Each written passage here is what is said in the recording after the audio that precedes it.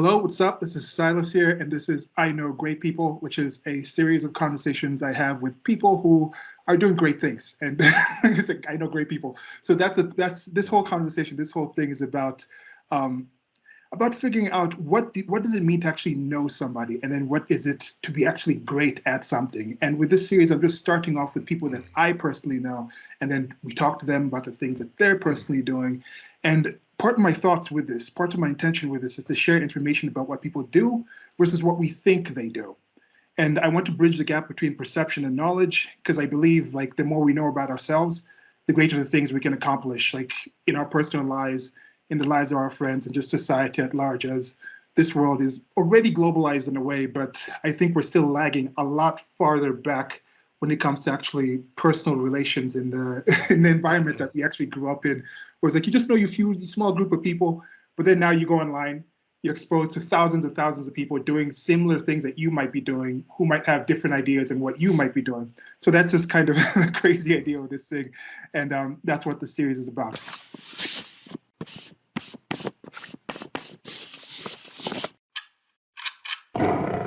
Before I get into this, guys, gals, and everything else in between, thank you all very much for listening to this. I just got done editing the audio. Super glad that you're all here. I'm very excited to see or to hear from y'all what you hear, what we had to say here. And yet again, the I Know Great People series continues to be great because of the people on it. When I'm recording some of these here in Nairobi, I'll have some internet issues. There'll be a slowdown, there'll be some freezing, but then when the actual download comes from Skype, which I'm recording these on, the audio is okay. But there's some parts in this when the connection was a bit iffy, and I thought it was going to be okay post audio, so I didn't say anything while we were recording, and then it turns out that the audio was a bit mangled up. So I'll do my best and try to splice together certain parts that have this freezing and skipping and things like that. So just excuse me on that. I'll keep trying to get this product better. You can follow at iknowgreatpeople.carbon33.com to follow specifically on this series. And then I have a lot of other content wherever you listen to this. There's other I Know Great People series on that. And then there's other content that I have as well. And yeah, back into it. So today I have a friend Vish here. I'm super excited to have him here. We've been talking about doing this for some time with him. And Vish, also with my friend Steven, but we're not going to talk about Steven too much right now. Steven was on for the first one, and he's my partner in crime on this kind of series. So you can check out the first one in this series that I did. It was with Steven. We got a bunch of other things. But let's just start with Vish here. And Vish, can you tell us what your name is and the occupation and pastime that's going to be the subject of this conversation today, and also how we know each other? Sure thing. So my name is Vish Burra, Vishburra. My current occupation, I'm the Special Operations Coordinator for Congressman Matt Gaetz in the United States House of Representatives. For the purpose of this conversation, we're going to talk more about my pastime, or what I do on my volunteer time, which is at my role as the Vice President of the New York Young Republican Club, which is the largest, oldest, and most prestigious young Republican club in the country. It's over 100 years old, a legacy that stretches back to 1856. President Lincoln kind of gave the first speech to the first iteration of the club back in 1856. And when our club was actually incorporated in 1911 at our first gala, the guest of honor was President Taft. And so this club has been able to command a certain prestige for a long time, until the club kind of died in the 50s, the 60s and 70s, when New York Republicanism kind of died.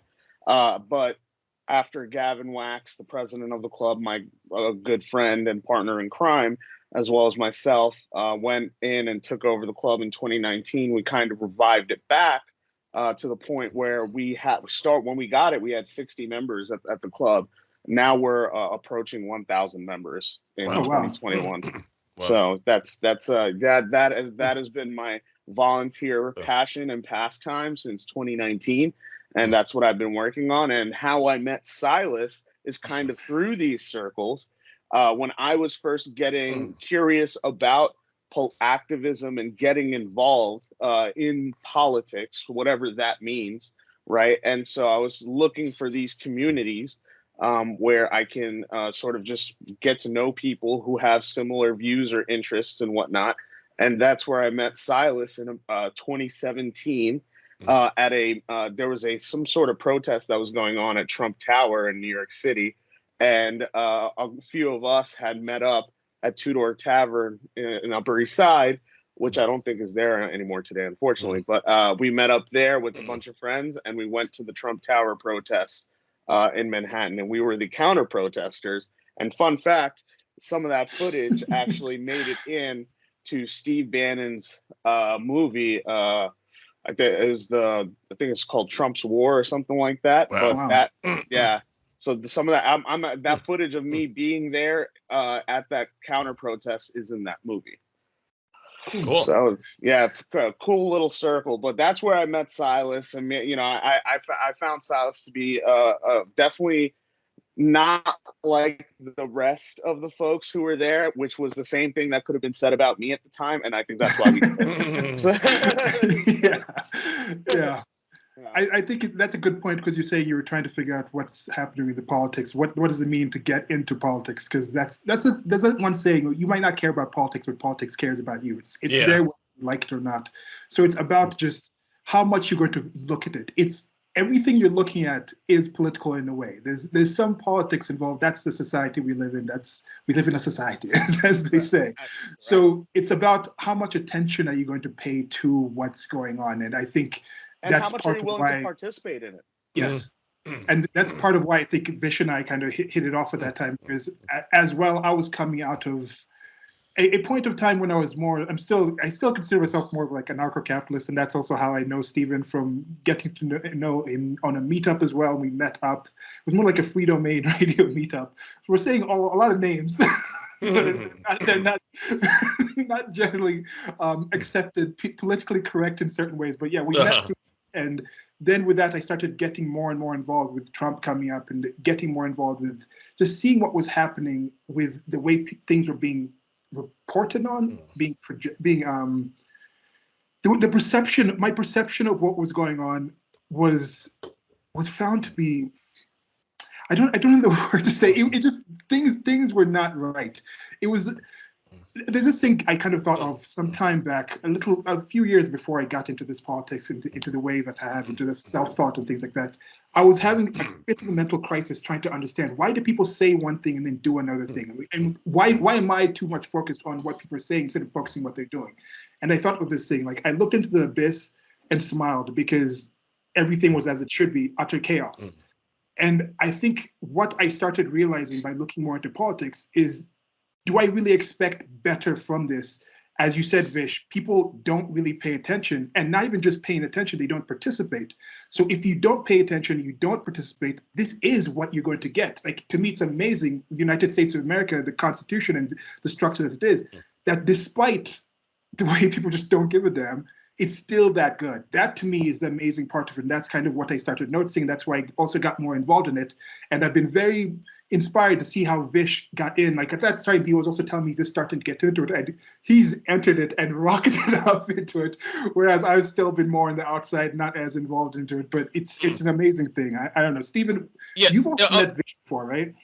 I don't think we've actually met before. Like, I've seen you online, I've seen you in photos and things, but I don't think we ever met directly. Because I remember when you were going to some of those Republican things, Silas, I wanted to, but I was working in a restaurant at the time, and my work schedule didn't allow that much flexibility. So it was like, if something happened to be happening on my day off, I would go to it, but like it was much harder. But now, because I've gotten into trading and things, I have a more flexible schedule, and I've been more interested in some of this stuff. But now, unfortunately, a lot of Republicans have left the city too. So, it's like not as much stuff to go to now, sadly. Well, if they're around, they're with us. So, yeah. And it's interesting. And it's there's a couple of good points there that both of you guys mentioned as you're kind of describing, like how you wanted to get involved or what you were seeing, to Steven's point, hey, I was working in a restaurant. If I didn't have the time, I couldn't go. Boom. How many people do you think that might be interested in politics are subject to those same forces, right? Yeah. And so a giant section of the population is then removed from being able to actively participate, even if they want to, simply because of the circumstances they are subject to within their life and those circumstances. And to your point, Silas, there's a lot of folks that say this person is suffering from cognitive dissonance this person is suffering from a cognitive dissonance or is not seeing it, you know, whereas I think me and you, we saw the cognitive dissonance, but we weren't in it, right? That's what was confusing the hell out of us. It's like, hey, we're seeing like, you know, there's a difference between what these folks are saying here is a difference between, but the actions are different. You know, what there's a dissonance here, right? And so what, you know, what is this going on? Why does it exist? And so, like, you know, I think me and you, we were kind of that mindset. Like, we just want to see why that dissonance exists. And, you know, I stuck around, participated more, volunteered, went everywhere, knocked on doors in places you've never heard of in New York, you know, and I kind of understood that dissonance to be created, but that also that dissonance could be manipulated to your benefit, right? That's what politics is kind of about, is the storm in the middle, right? And how you can make that storm benefit you, or if you're just end up being subject to it, or if it ends up hurting you because someone's actively manipulating that storm against you. And so I think like that's what I've come to sort of realize and accept. And you know, that's how I sort of operate now, with that knowledge, where essentially, you know, what that whatever is created in the middle, in through the media is, that's the kind of you know, that bought in shared storm.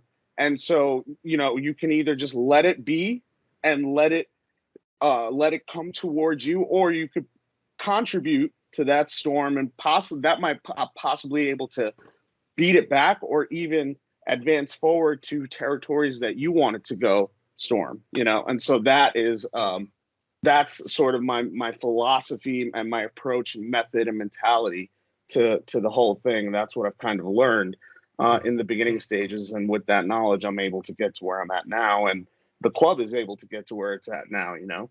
So that's sort of my take on that.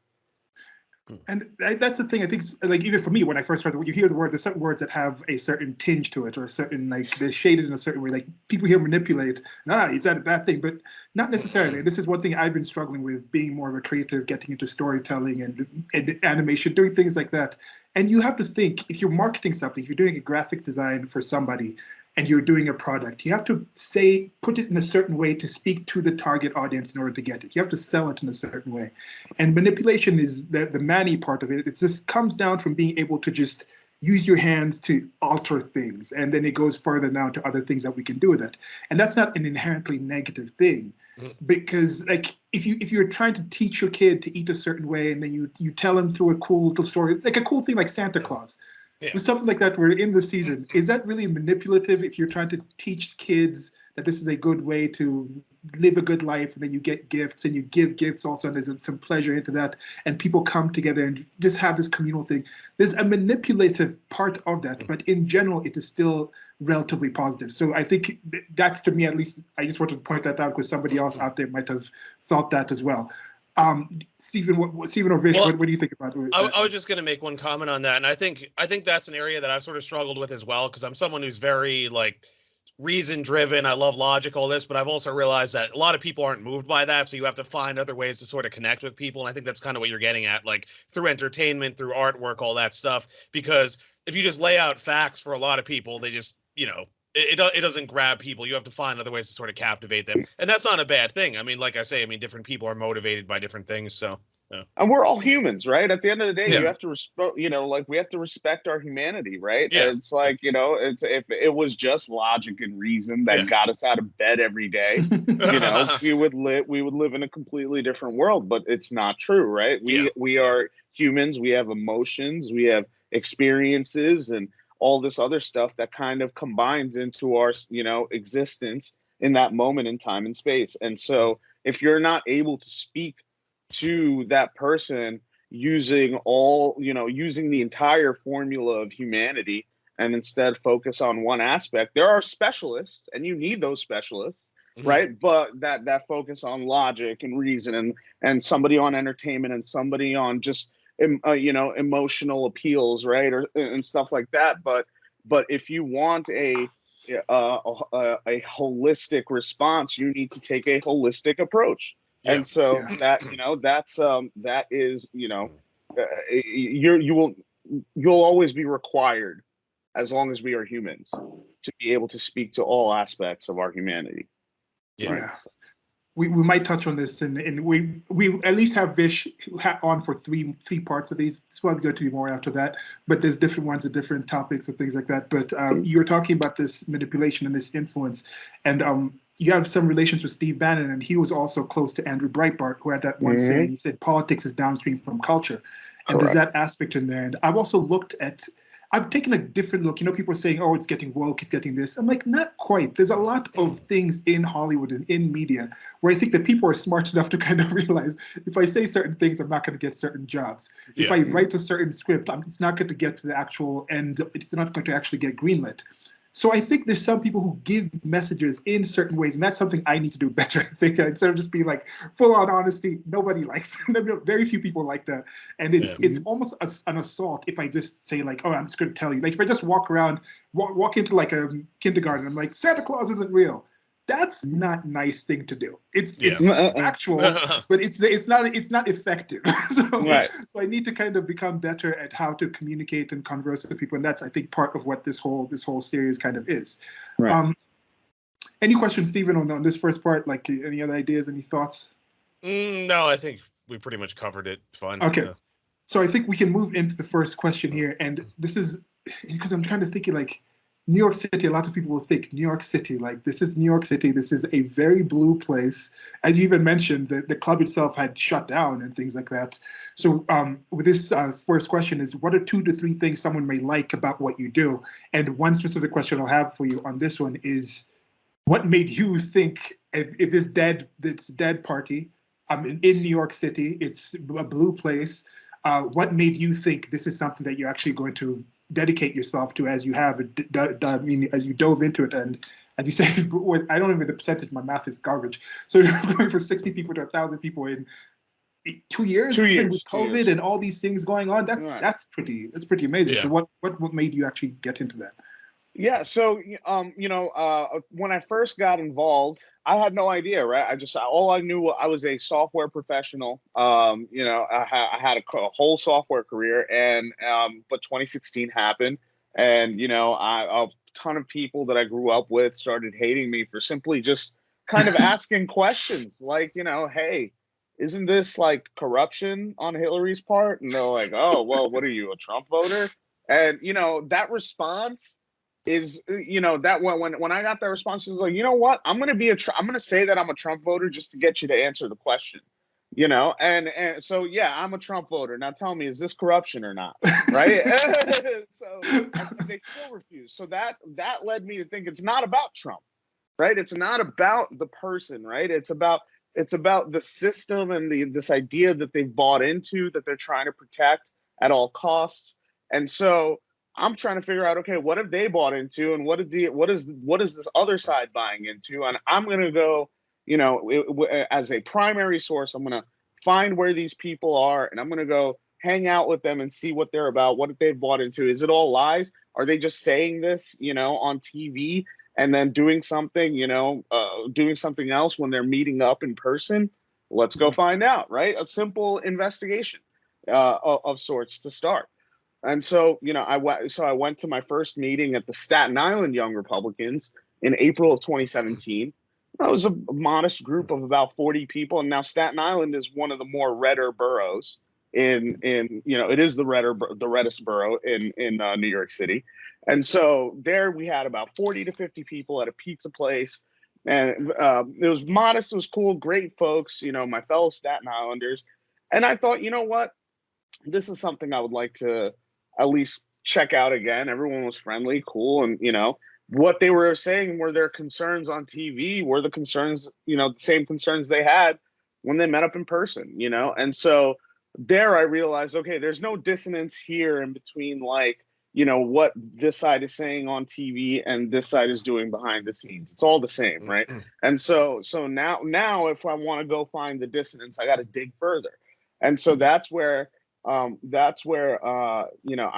got acquainted with the New York Young Republicans, the Manhattan Club, essentially what it was called then. there I said, okay, well, this is Manhattan, right? Manhattan's got the money, the resources, the people, the glitz, the glamour, everything cool is in Manhattan, right? That's what we've been told. That's what the entire country believes that, by the way, right? And so I get acquainted with this club, and I find this club to have even less energy and less people and just like less everything than the Staten Island club. And I'm like, well, how is this possible? You know, if you have the greatest city in the world at your disposal, and you can't even put up Staten Island numbers. And so that's when I said, well, what's going on here? And from there, where I and what people, this goes to what you said about like, well, what is it that people like about what you do and whatnot, right? Well, one thing I do understand about New Yorkers is we love to party, right? And we love to get together and drink, hang out, and have fun, right? And so I'm thinking, well, if that's a way to organize young people that I know works personally, I could organize anybody, I could organize 50 people around eating a bar, a Snickers bar, in New York, if you told them that there's a cocktail. Yeah. And so, is there something I can do here? And so that's when I kept my eye on the New York Young Republicans and started participating more, coming around more, meeting everyone who was committed enough to come to the Dead Club, right? And that's when and that's when I said, okay, you know what? There is an opportunity here, right? But it's not going to happen with the current leadership. So Gavin and I found a way to, eventually take it over. And the first thing we started doing was just doing at least 2 events a month, right? A speaker series and a social, a speaker and a social. A social is the party and whatever, and the speaker is somebody who comes in and kind of educates, informs, and does that. And so with the but eventually, essentially, what we're doing is we're always throwing events, right? Events, reasons for people to get together, and that is what I think it was the key that picked the lock, is kind of focusing on getting all these people into one room and doing an effective job on social media, on the internet, through email lists, in promoting it, right? You can't have a party if you have no promo, right? And so marrying party and promo properly together was the formula that got us 100 people at a social, then 200 people at a social, and then 4 months later with our Ann Coulter event, we had 400 people in one room, right? Over 400 people in one room. If I go and ask each person to become a member, now I have 400 members, right? And so that's the approach that you had to take. And, because the old leadership was not only just disinterested in properly organizing events with high production value, but they were also just disinterested in finding innovative ways to promote it on social media and all the new channels and avenues that have been provided to you, by the powers that be, that can be used for your benefit. They weren't doing that. We married up both, and now we have quite literally a political machine, right? Yeah. And so that is that was kind of the sauce, and people loved the events. People loved coming around to meet new people. When somebody like Steven, who's never been around to an event, sees the event, sees the pictures from the last event, all these young people having fun, it's like, well, that FOMO is then created. We know millennials react to FOMO very well. And right. And so that's when they said, okay, you know what? I'm going to come in. They go, they meet somebody new, they meet somebody fun, they meet somebody interesting, and then they say they want to stick around, have fun, and be a part of this crowd. And that's that's how that snowball effect takes. Yeah.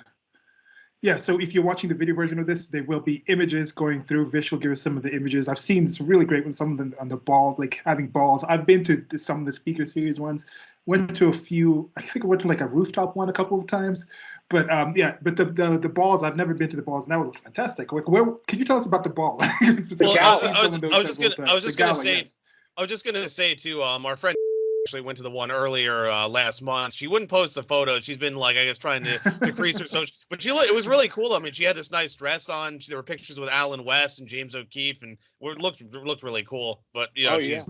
she's been more private on social media lately. So yeah, that's her choice. So I do think this is definitely a good one. If you are anywhere in the New York City area, if you're visiting New York City and you are a Republican or you're just conservative, even if you're not that political, it's a fun time in general to just talk to people, relatively adult people. You hear in Canada people say like, "Oh, the young politicians." Like some guy's 55. I'm like, "What are you talking about?"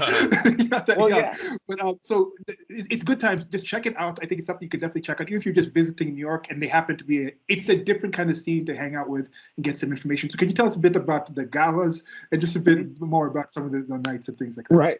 So the gala is, is like the club's main tradition. If the club doesn't do any events, all throughout the year, they have to do the gala because that's sort of been the 100-year-old tradition since its inception. Right. It would be a tragedy and a travesty to not continue that when so many before you could have been able to put that on and continue that.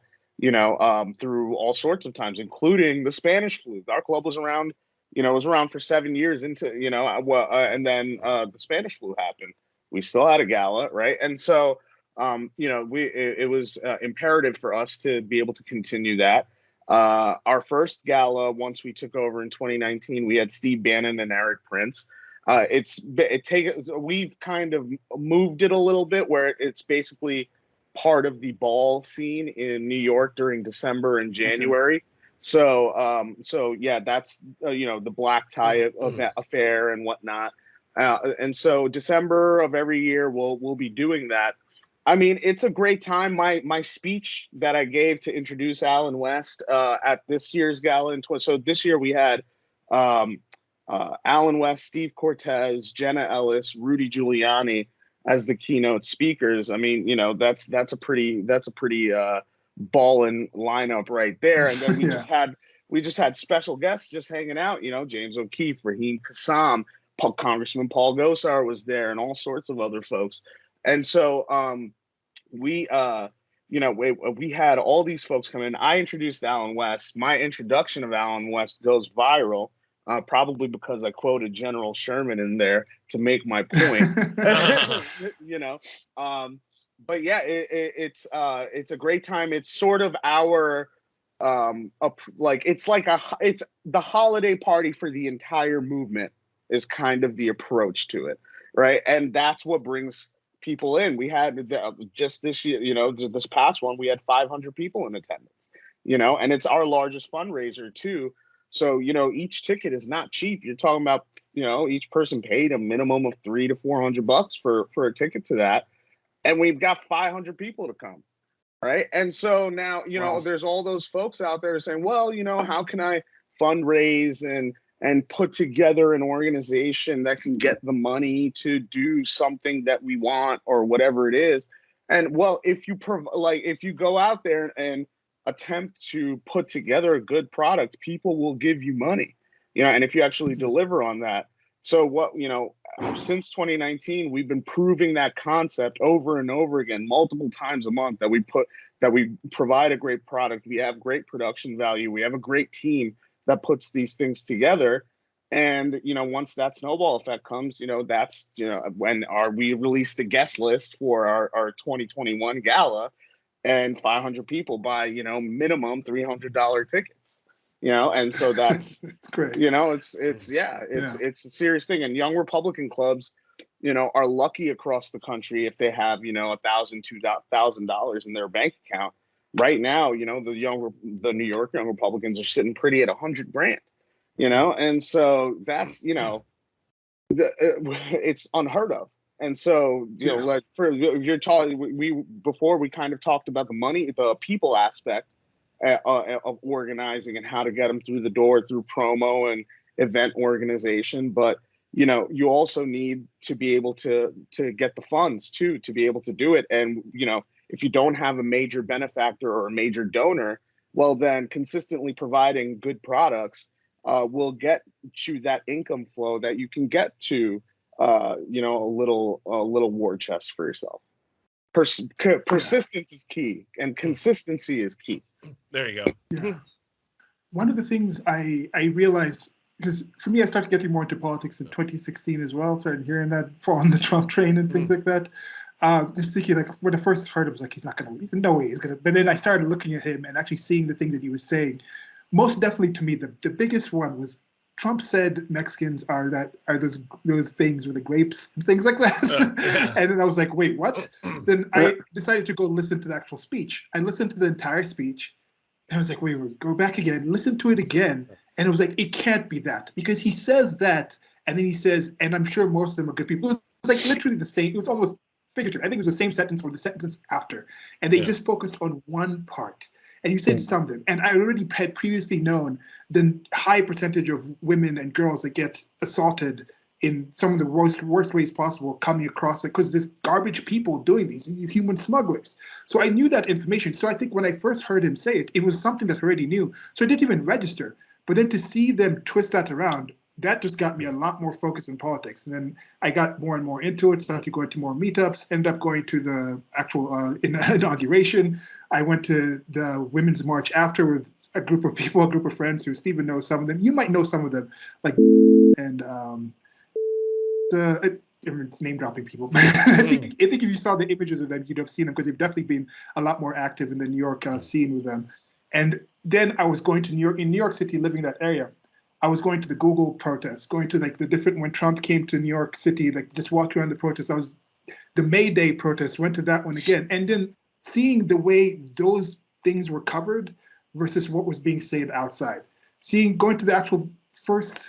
I went to one speech where like Laura Loomer was giving a speech, and I heard what she said there, and I saw the way the media treated what she said, and it was like, it's just been super frustrating. And I think one thing we see in the United States of America, this might be global, but the people more on the political left have the more visual sort of activism in the getting out in the streets, whose streets, our streets, those kind of things. But what you're talking about right here is a form of activism as well. Like you said, it was like, I think you said the part for this one, a good name for this one, probably what the name of this, on activism and institutional infiltration. Yeah. This is activism of a sort, but it's more organized activism. It's more people coming together with a plan. We're going to meet here. And in those meetings, people come in, we're not only discussing politics, but it's just people getting to know each other, right, and then going out and actually starting to do things, like you said, pool your money together, right, have actual goals, achieve those things, get people bringing in information instead of just chanting on the streets.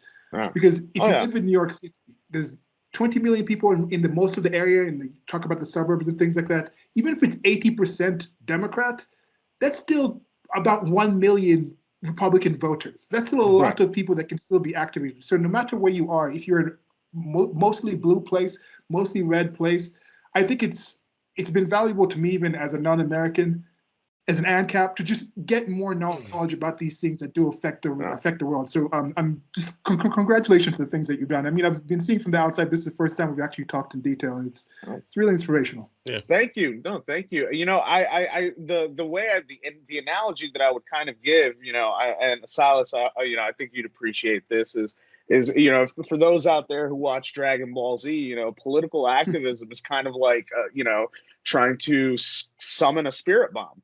You know, you need to you know, you need to sit there and you need to gather the energies, organize the energies and the resources and the power into a spot where you can control it, manipulate it fully, and then you aim it out and shoot, you know, and destroy it, or whatever that thing is, right?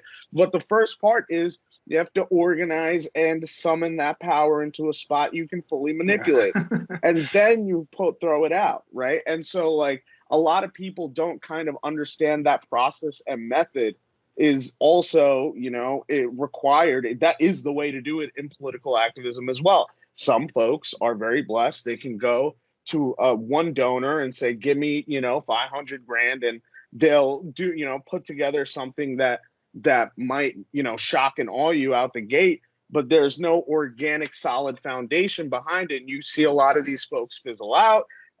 Some of them end up being very successful because there's a persistence and consistency behind it to do the process, no matter what the actual initial seed money is. But those who understand that process and method are the ones who end up being successful. And so that, you know, that is the key here, and a lot of people get discouraged when they try to, do activism and all this stuff, and they don't, maybe they do an event, they get 3 people, the next event they get 7 people, and they don't think it's happening fast enough, and so that's, the persistence and the consistency behind organizing and summoning those resources is so crucial to be able to actually affect change. And so you got to respect the process, trust the process. Yeah. Stephen, got anything, or we're gonna move on to the next one? No, I think it's going well. Yeah, it's answering most of the questions I would ask. Sure. Okay, so now here we go with the second question. Now this is the flip side of this. What are 2 to 3 things someone may dislike about what you do? And I think in this one we'd have to mention, I just recently saw that it was a Daily Show with Trevor Noah trying to do one of those hit things on you. And I think Stephen and I have talked about how we used to be those kind of people who were like, oh, I know what the Daily Show is. And like the Daily Show tells more real news than actual news. I used to be one of those kind of people back in 2015, early 2016. I was that kind of person to say that, especially about the Jon Stewart ones. And then now I realize, like, no, it's kind of all as manipulated as the other ones. Even the Tuckers, even the Rachel Maddows, they're still manipulated in a way. They choose what they say. And being somebody who's made hundreds of videos, I do understand. Sometimes I write scripts, sometimes I go off the head, but I do understand there's a messaging there. But so what are some of the things, because I know the message that you had, especially in New York City, it's not necessarily a welcoming, pleasant type of thing by the general populace, although you have your core group. So tell us some things people may dislike about what you're doing. Well, I mean, look, you can not like the message. It's liberal New York City, of course. A lot of our policies and all this stuff, you're going to disagree with. That's kind of by design, right? So that's not so I don't take that actually as a genuine dislike or disagreement, like we were destined to do this kind of thing, right? And so that's not where I find that, like, I take that as a real dislike or upset. What I think people dislike about me is that I have the balls to try this. Right? That's mostly, right? Like I go behind, go behind enemy lines and set up camp, right, on your territory. That's where I think people will start to actually show their dislike. That's where the dislike manifests, and then it translates into other actions they take to antagonize my group, my friends, my crew, myself, right? But I think that's one of those things. Is just literally having the balls to do it is one thing that people dislike. And then the style in which I do it, where it's in your face, right? The Daily Show thing is a great example. It goes viral, but why does it go viral? What is it that I really did in that video that had the impact where everybody's like, oh, Vish is a savage, Vish is a savage, Vish is a savage, right? And because what I did was and his reaction at the end is kind of like cements what I did. I was very in your face. This guy's in my face saying I'm against vaccine mandates. I want everybody to get sick and blah blah blah.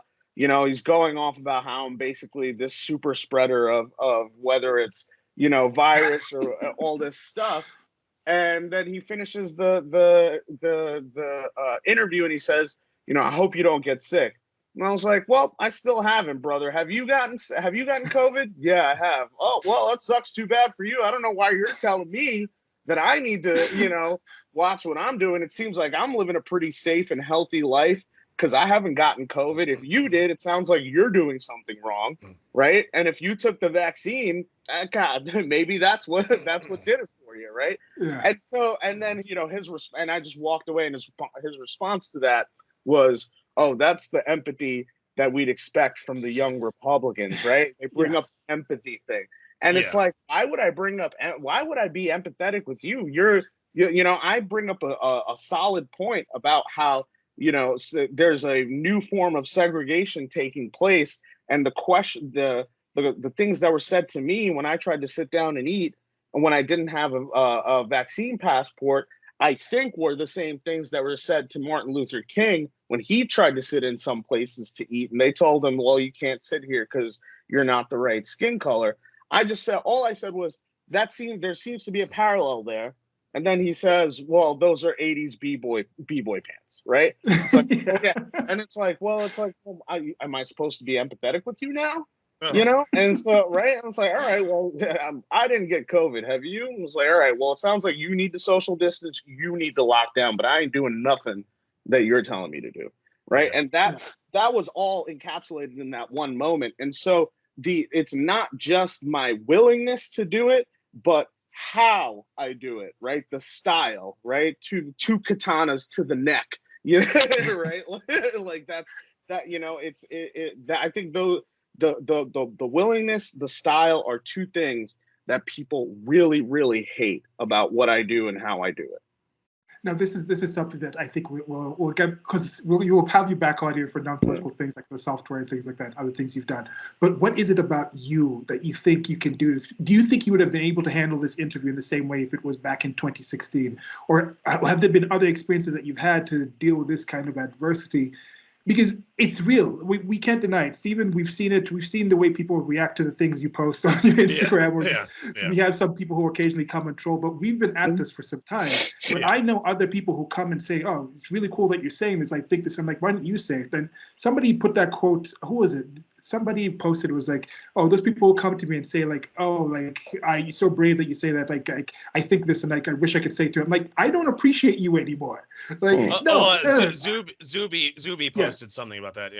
Yeah, I'm like, no, if you're just quiet, like, just don't tell me. I mean, be quiet about you being quiet. I don't really, you don't really need to tell me that part. I mean, yeah, comment whatever you want. Yeah, no, actually, well, it's interesting. But in general, yeah.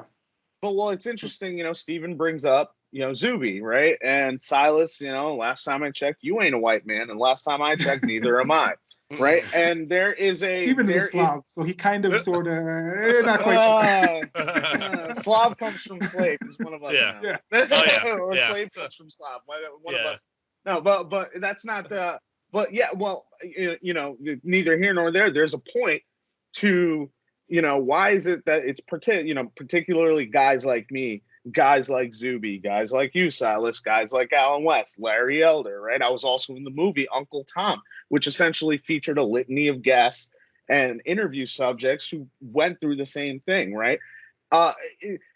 You know, when it's talking about the quiet part out loud, we are not the demographic that should be at the forefront of defending these quote unquote values, right? And so when we do it, it's like an extra shit post, right? Like there's a right. No, it's you know, somebody said to me that the New York Young Republican Club, in and of itself, just saying that name is a metaphysical shit post on New York City itself, right?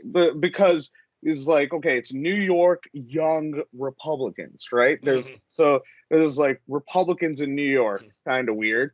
Young Republicans, kind of weird. Wait a minute, there's a whole group that's in this, you know, this very particular description that, you know, it's in and of itself, it's a shitpost. And so then when a guy like me comes out and says, you know, I believe, you know, a simple position, I believe immigration should be cut down. Illegal immigration should be cut down 100%. Legal immigration should be cut down 90%. Like, well, Vish, how can you say that? Right? You know, how family members have you had that, you know, weren't your parents immigrants? And it's like, yeah, they were. That doesn't mean that I can't have a logical position based on what I see happening right now. And from my own, you know, and then if I go into why I believe what I believe, people's brains shut off. They don't want to hear it. They don't want to actually have to sit there and retort against every piece of my anecdotal experience. Right. And so they'll just say, well, no, I think you've internalized some racism. You know, you've internalized some white supremacy and there might be something wrong with you. Maybe you need to see a therapist. It's like, right. They say, based on what I'm doing, what I'm saying, they think there's straight up something wrong with me and you. Right. And so that we need to be re-educated or you know what I mean? Something needs to be fixed about us. And it goes to something that Bannon used to say as well, is that, you know, Black conservatives, Black Republicans, Republicans and conservatives of color get it worse in a certain way. because they are not supposed to be the ones who are supposed to be faces of that movement. Yeah. And when they do come out, they sort of get double the grief, which is then what in turn makes me want to deliver double the punishment. You know what I mean? When people get like approach me and don't respect me, my opinion or what I believe in on the same level as them, and I know that they don't respect it because they don't think I should be the one who should be harboring these values in the first place, you know. Yeah. And so there's that sort of like a weird form of dissonance in and of itself there. And again, to that Daily Show thing, over my years I've been trained by some of the best when it comes to media and politics and all that. And I'm very blessed that happened after I got my tips from my mentor, I got my tips from Bannon, I got what I've learned from Gates, and all that kind of like distilled into that one point to be able to think on your feet and create a moment that goes viral. And they actually aired it. That's the craziest part. Yeah, that is some of the things, like especially in Brandon's America that we're going on right now. Like for me, it's beyond parody, where it's not even this is one thing I say about Alexandria Ocasio-Cortez of Dem Soch Bay.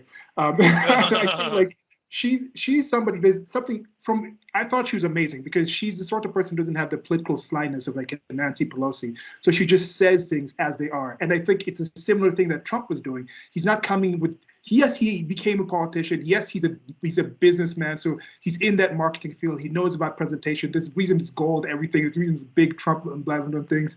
And even just the average person, we market. Even AOC, I think, probably as a bartender, you're probably out there used to talking to people, just shooting the shit with people, or just getting some kind of thing. She is relatively, objectively attractive in some ways. So there's that aspect of there. So I'm sure she's used to that.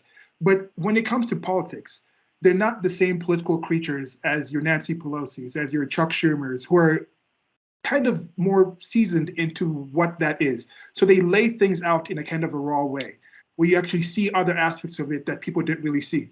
And that's something I see with AOC, of just coming out and saying things. And with her, I kind of think this is one thing with her and lots of regressives, a lot of things going on right now.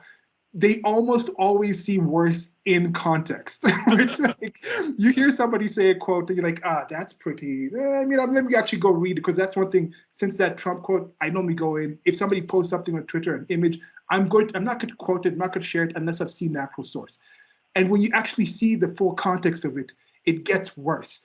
And that's what I've seen with all these people. And it's something that is noticeable. You just show them what the people are saying. Now, with that, you just being able to just say what you're saying in those kind of ways, just being open about talking about things, posting things out there, knowing the things. But is there one time, maybe one or two situations, a situation you could think where you start getting involved in this, where you're like, something came at you and you're like, okay, this is really, these people are really serious about the things? Or do you think most of these attacks or threats are more impotent and they're not as heavy? People talk about, I'm getting all these death threats, I'm getting all these, or I tried doing this and I'm going to apologize and go back. Is there something that kind of struck you and you're like, okay, this is bad, but you decided to soldier through it? Or have you just been pretty much been able to deal with these things? No, I think it's because I think that I present such a oblique sort of angle in terms of who I am, what I'm doing, how I'm doing it, that if you're gonna come for the king, you best not miss, right? And so like I think that there have been attempts, like let's say to shut down particular events that we've thrown with certain speakers. There have been attempts to smear my group or myself in particular. When we get around to the third episode of the where we talk about the Hunter Biden laptop, I'll go into a little more detail about the sort of immediate hit pieces that came out after. One of those was this article from Huffington Post, which is literally called "The Vast Right-Wing Web Behind the Hunter Biden Laptop Story." And I get named in there with like 20 other of my homies, right? And it's basically like the article version of the Charlie Day meme with all the with all the things on the wall. The whole article is essentially that meme, right? And so that's for me when I'm reading it, I'm like, this is great. This is exactly what I wanted. This does really good for my brand, right?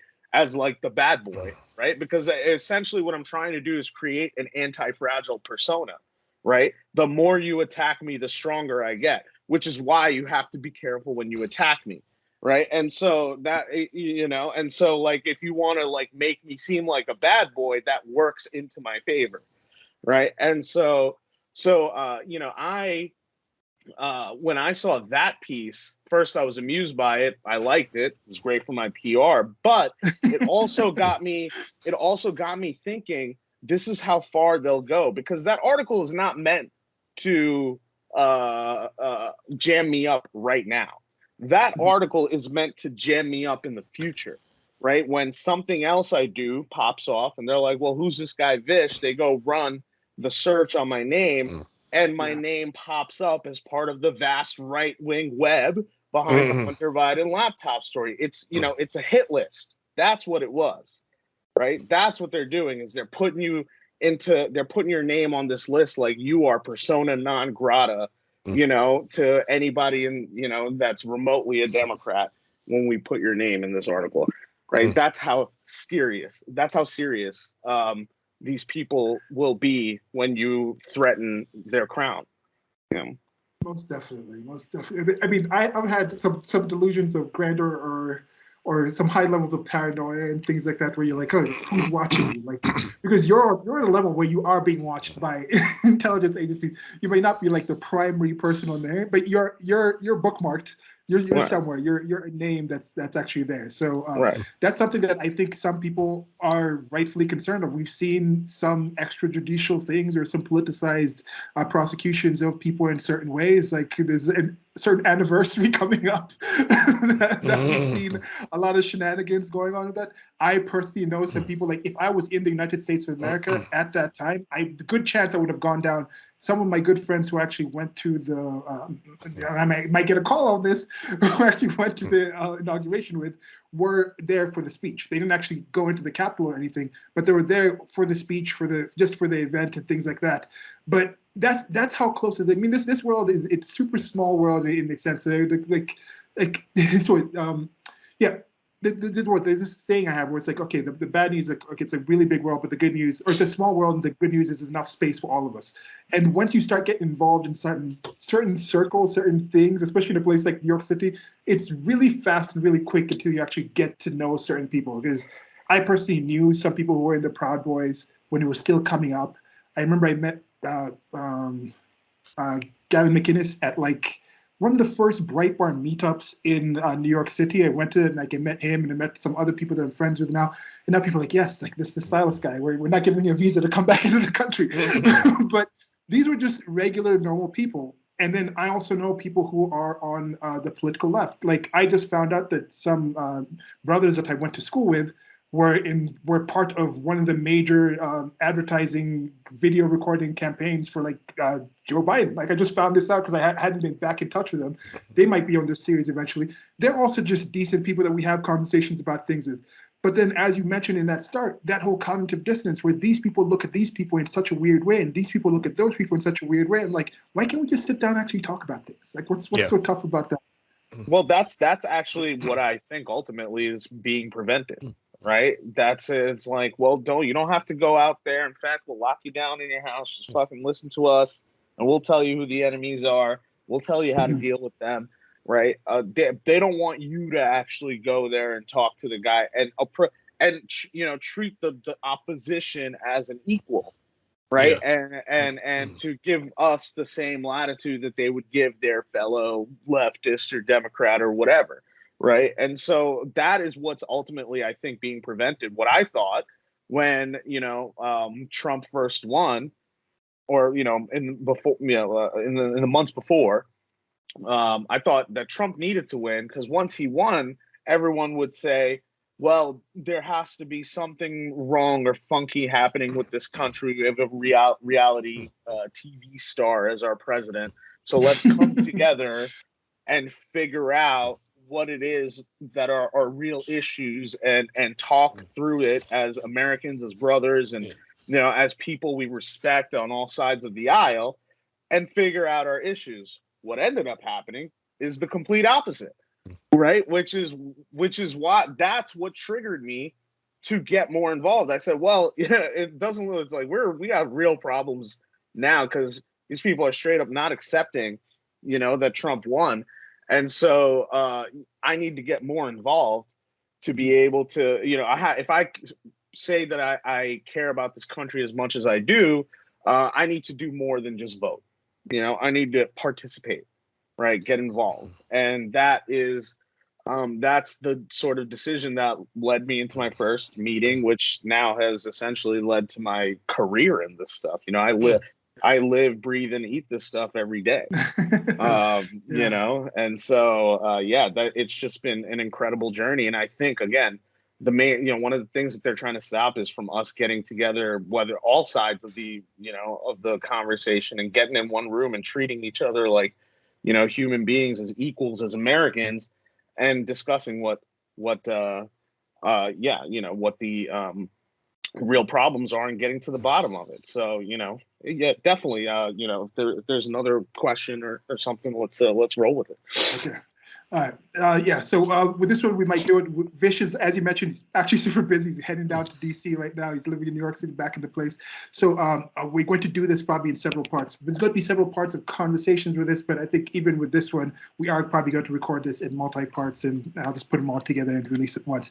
But now the next question, I think this is a good one, is what's something the opposite of that? What do you think is the opposite of what you do, in what you decided to do in your involvement in this New York Young Republicans Club, and the kind of actors and the kind of political involvement that you're in? What do you think is something opposite to that? And with a little sub question is, can you talk on if you've done any outreach to actually possibly have debates or co-mingling with similar Democrat groups in the New York area, where you can maybe meet together and have some kind of equal ground? I don't know. Yeah, well, there's the Manhattan Young Democrats, right, which would be the kind of like immediate sort of mirror image to us, right? But believe it or not, they're not all that big or powerful or visible or exposed. Why is that? Well, you're in New York, you're in Manhattan. Anywhere you walk into is a young Democrat club, and so to have a young Democrat club in New York is a little redundant, right? Because so actually the way you got to think about it, it's a little more oblique. In New York, you have to look at what are the groups that are sub-organized, and that are the ones that are organized on a base, like, we all agree everybody's a leftist, but let's sort of dig down deeper in that. What separates us even more, right? Typical liberal fashion, right? And so that's where you have your Planned Parenthood groups. That's where you have your care groups. That's where you have, those are the sort of groups that I would say are actually like kind of the ones our club and our group has to kind of look at as the actual operatives standing on the other side of us, right? Now our group, our club has discussed, doing stuff like, young Democrats versus young Republicans debate and all that. We're totally open to that. But, these days we're kind of getting into a culture where those folks do not want to debate us. And it's not because they are scared of us or anything, but they believe that walking into a room with us and standing on a stage with us and debating us legitimizes us as equals, and that is wrong, right? And that it's us being in the same room is a false equivalency, right? And so that is right. You guys are insurrectionists and terrorists, and we are the protectors of our democracy. It's trademark, right? Yeah. And so that we do not. We are only going to debate other people who believe in our democracy, trademark. And so that's the mentality, and that goes all the way to Congress, and so that there's it's all sides, where this is happening, and it's kind of toxic. It's but and it doesn't get us anywhere, but you have to deal with reality as is. And so, yeah, that's one thing that I think is typical. A lot of people in the States don't necessarily see things. And what you pointed out with Trump is a positive thing, that he pointed things out where people are like, now are starting like, okay, we shouldn't have the politicians have this power because someone like Trump can have them. And then now you're seeing Biden, who one of his promises that was completely accurate was bringing back politics as usual. And people were definitely not anywhere close to as politically activated pre-Trump. Even during Obama, they were just more about Obama as a personality rather than as politically activated as they are now. And now they're seeing Biden roll back to politics as usual, like pre-Obama politics, and with the kind of eyes to this that you see in the focusing on Trump, and people are dismayed. You're like, well, what is going on with this guy? Like, who is this guy? Like, they literally just Kamala Harris. I know she's vice president, and I'm trying to get back to the United States of America. I might become a citizen, but when she's still vice president, I will consider her to be in the political system to be the vice president if she still is at that time. But she is one of the most underwhelming politicians, public personalities I've ever seen. Like, there's nothing there. There's nothing to even dislike. It's just he's like an apparition of an identity. It's a weird type of situation. And then after Trump, after 4 years of Trump, after all that, they still had to roll Joe Biden out. Joe Biden from Scranton Joe, Corn Pop. They brought him out, and for his vice president, with all these people, millions of people who can run for president, 4 years to get ready, it still mostly came down to, I need to pick a black woman. And they picked somebody who was quasi-black. Like, I happen to be a Negro, but my parents, in living in the United States of America, some people are more like black urban culture, like, you're not black. I'm like, dude, my parents grew up in the village in Africa. Like, I don't know. Black doesn't mean African. I get what you mean there. But Kamala Harris, her parents come from was it Jamaica or something, and then Jamaica, and then the Indian mother's aspect, Tamil, right? And then, but she's not what some people may call ADOS, right? American Descendant of Slaves. And but why is that important? Why was it important to say she's the first Asian senator, and then now you like how does it come down to? And that to me is still the amazing thing. United States of America, despite all that, is still this way. But you pointed out with those politicians, that's one thing that I'm mentioning from moving around. I was in Italy for some time in my adult life, watched the politics going on there. Here back in Kenya, there's politics going on and things like that, where I know my parents were diplomats. That's why I was traveling around the world and things like that. So I've been more politically involved in just this kind of living in political kind of spheres without necessarily being directly involved into politics. But here, when you go to Kenya, there's a Senate building, and then right next to it, there are these hotels and things like that. And people know that the people that set forget what the actual term, the honorable senators, the senators and the people in, I should know this actual term, skipping my mind, the ministers, when they leave there, they've had the fights, which is normally live and streamed. Then they just go across and they party together. They have the drinks together in the restaurant. They go home. Like when they have weddings, these people come together. It's a thing where there's that kind of, the political theater is actually there, where I used to kind of think that, okay, it's different in the United States of America. Then I started getting more involved in the politics, and with Trump, I just started realizing, no, it's not really that different.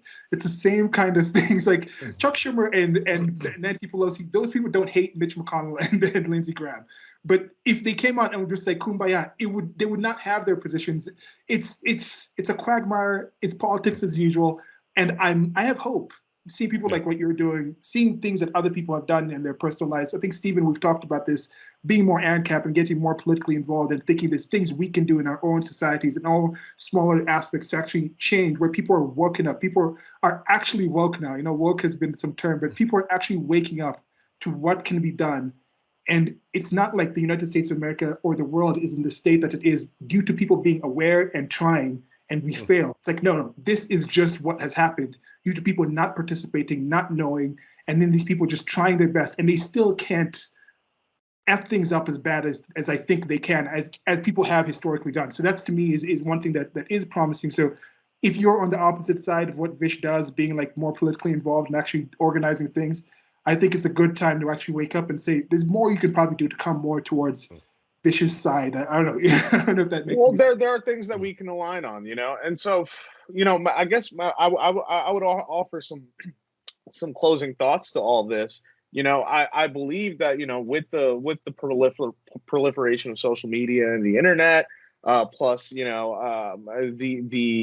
democratization of the voice, right, and through all of this, I think what you're going to start seeing is communities that start self-organizing first in the virtual world and then downstream it back into the real world. That's kind of what the approach that we took to doing the promo online social media for our events, and then getting the real world organization in person through actual events based on that, in a virtual promo and that virtual organization.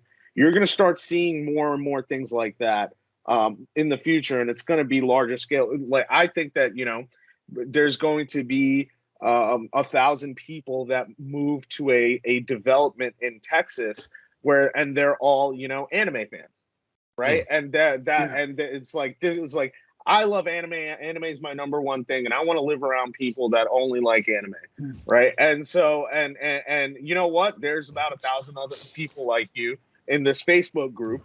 And in fact, they'll help you find the place. They'll help you find the realtor and all that, and facilitate that move from virtual organization to real geographic and real world organization. And I think then that will then subsequently be weaponized by politicians, and then you're going to start seeing geopolitical organization based on this. It's like, well, I'm a Republican in New York, and I want to, go where there are more New York Republicans, so I'm moving to Staten Island, right? And so, like, and I have a buddy there who's a Republican in Staten Island. I'm going to ask him how, where do I look for a house? Who do I live amongst? Who do I make friends with? What school should I send my kids to, right? And so it's going to be.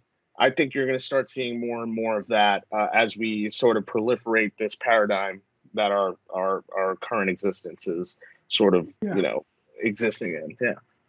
I wonder if there's probably a practical way where you can run for office and you can say, okay, there's this charter online that says this is what we're going to do politically and things like this. I have subscribed to this chart. I mean, it's kind of sort of what happens in political parties, where you say, I'm a member of this political party, so if you vote for me here, I'll vote for these people. But then I personally think the two-party system, which is two sides of one coin in the United States of America, is done. Like, I can't imagine it'll still be in that same way in like 10 years. There may be 2 more elections, it'll have it, but then now you're going to get the situation where I think it'll go more to the European system, where you have these smaller groups within them, and then they form coalitions. But there's groups on the Democrat side, there's official groups, because there's already like the Democratic Socialists. That's how it is right now, as it is. Yeah, it's actually. But I think it'll become more official. It'll become a lot more official, where it's like we understand where you don't necessarily have to be part of the Democrats or Republicans to actually get mayorships. So you can probably even start contesting for governors. But then I think for the top seats, you're still going to need those major structures for just the same practicalities. I don't know how long that lasts, but in my lifetime, I don't imagine them continuing for the foreseeable future. Well, yeah, I think as long as the Electoral College exists, you're going to have a 2-party system. So that's my theory of the case. But yeah, that's also an interesting point, where you get the endorsement of the coalition, but not the party itself, right? It's like, you have 10 endorsements from the heads of the coalitions, but not like the overall RNC or GOP, right? And so, like, that, I think that's very much a future we're marching towards, and so, I'm with you on that. Cool. Yeah. So, Stephen, you got anything else? Because I think this is a good point to cut off. Let Vish go and head out to get more information and make more things. We'll probably ask him about what he exactly, if he can talk about what he accomplished in this actual trip then. Okay, so we're back in with Vish and Stephen here. This is Silas. Probably this intro might not even be in there, because I'm just going to splice this in with the previous one. Vish had gone down to, I think it was DC that you went down to, right? I saw that one picture you had with the with the meme with what's it called, Carl Weathers and Rocky Balboa. Yes. So can you tell us a bit about what you did when you went down there, since we're talking about the things that you're doing? This is in between. This is the first time in this series. In between, some things actually happened that are related to the thing we're talking about. So yeah, can you tell us a bit about that? Yeah, sure. I think the last time we spoke, it was before January 6th, right? Mm-hmm. And so I had to go down there for January 6th. My boss was putting on a press conference and some other things, basically doing a awareness campaign about how January 6th was actually, you know, the feds did J6, the FBI and the DOJ did, and we went to call it a fed, you know, we wanted to make awareness that it's actually not an insurrection, it's a fedsurrection. And yeah, right. And that went all the way to, and so that was really the task to execute for that day, to make awareness of this fedsurrection. And by midday, around 3 p.m. of that day, fedsurrection was trending on Twitter. And a couple days later, Donald Trump releases a statement using the word fedsurrection. And so that is, when I get to come home and say, mission accomplished, right? Right. Yeah. Right. That's if it's injected into the bloodstream of the larger ether that exists, right? The mainstream ether that exists, then we can say that it is a reality, right? And so that is that was the mission. That mission was accomplished, and then the other parts of what I do in DC is take a lot of meetings, meet new people, meet old friends that maintain relationships, create new relationships, right? And so that is also what I was doing down there, and I met a very fine young lady named Alex Spencer, who is a very witty, rhetorical operative, and we kind of vibed, and we just started tweeting at each other, funny tweets and stuff. I enjoy a good writer, and so we were just kind of having fun on Twitter. So that's you saw the meme, because she's very obviously white and I'm very obviously not, and so, and that was that's just that we were just having fun. But that right there was a kind of like a new relationship created at that point, right? And so that's the objective when you're in DC, is you're trying to create new pathways in between people, make pathways that exist stronger, because you never know what's going to be coming down that pathway towards you, or what you need to send down towards them. Yeah. And eventually, she will be part of the I Know Great People. So if you listen to this far enough in the future, maybe there's a link somewhere where you can find our conversation with her about the things that she's doing. But yeah, that's one thing that I remember, just being inspired with the things that you were saying. I'd known Vish before, as you've seen in that first part that we were talking about, but just to see somebody go out there and be more active. And I see a little bit of myself in Vish, because I was getting more into it, but then had to leave the United States of America for several reasons, because I'm not just sneaking through the border and things like that. Like, I used to joke around that it was like, it would be easier to just sneak through to fly to Mexico and then sneak in the United States of America and stay. But now it's actually being shown that you see people coming in from like many different countries and things like that. Oh yeah, I went and visited the border with my boss earlier this last, or in the middle of last year, the San Diego side of the border. As we're getting a tour, there's a family apprehended, right there, and they're all from Romania. It's really weird. People don't realize 2 million people is a lot of people. I don't think people really understand how many people that is. Like, San Francisco is like 900,000 people. Like, people don't really understand how massive 2 million people is, and that's the people who we know of. So you got to figure at least half the people are not seen or apprehended. These are the people who are walking in and turning themselves, or actually apprehended. So even more, if you think about just dark operations, as you know, I mean, I've also done stuff in the street. 90% of the things, 95% of the things that anybody does illegally, they get away with, on a consistent basis. It's that 5% where you make a dumb move, or you where you're not paying attention or bad luck or something like that is usually when you get caught. Yeah, I always say, prison is not filled with criminals. It's filled with either dumb criminals or unlucky criminals. yeah. Or yeah, it's kind of a situation where most of these things you see these massive massive organizations happening, like an SEC supposedly catching people, but it's not through their investigations and their regulations and their limitations.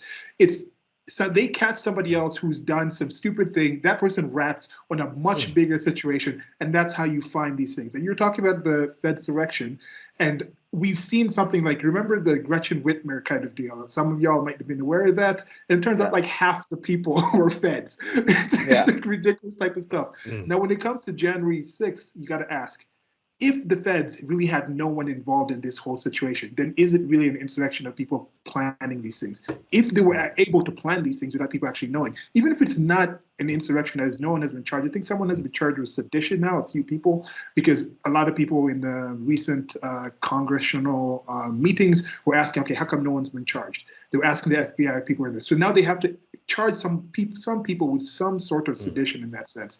But even if you just knew that there's going to be people by Congress on such a supposedly heated time, they should have had any security intelligence agency worth its salt should have had people. Probably the Russians probably had people in there. The CCP's intelligence agency probably had people in there. So we should, I think it's at the point where they're like, okay, we admit that we had people in there, and then they start asking us details about this, or we just kind of pretend that we don't, and then we look like completely incompetent. They're kind of caught between those kind of two things, I think, in this situation. Okay, so we'll just jump right into the next question here. And on the next question that we're talking about the things that you're doing, specifically working with the New York Young Republicans party and club, and you told us a bit about what you're doing down there. So now, are there certain misconceptions about what you do? Because people might think, okay, I want to do this myself because I'm really trying to achieve this. And I know you mentioned a lot of things in there before in the last one. So just tell us some misconceptions that you personally might have had when you got into the position,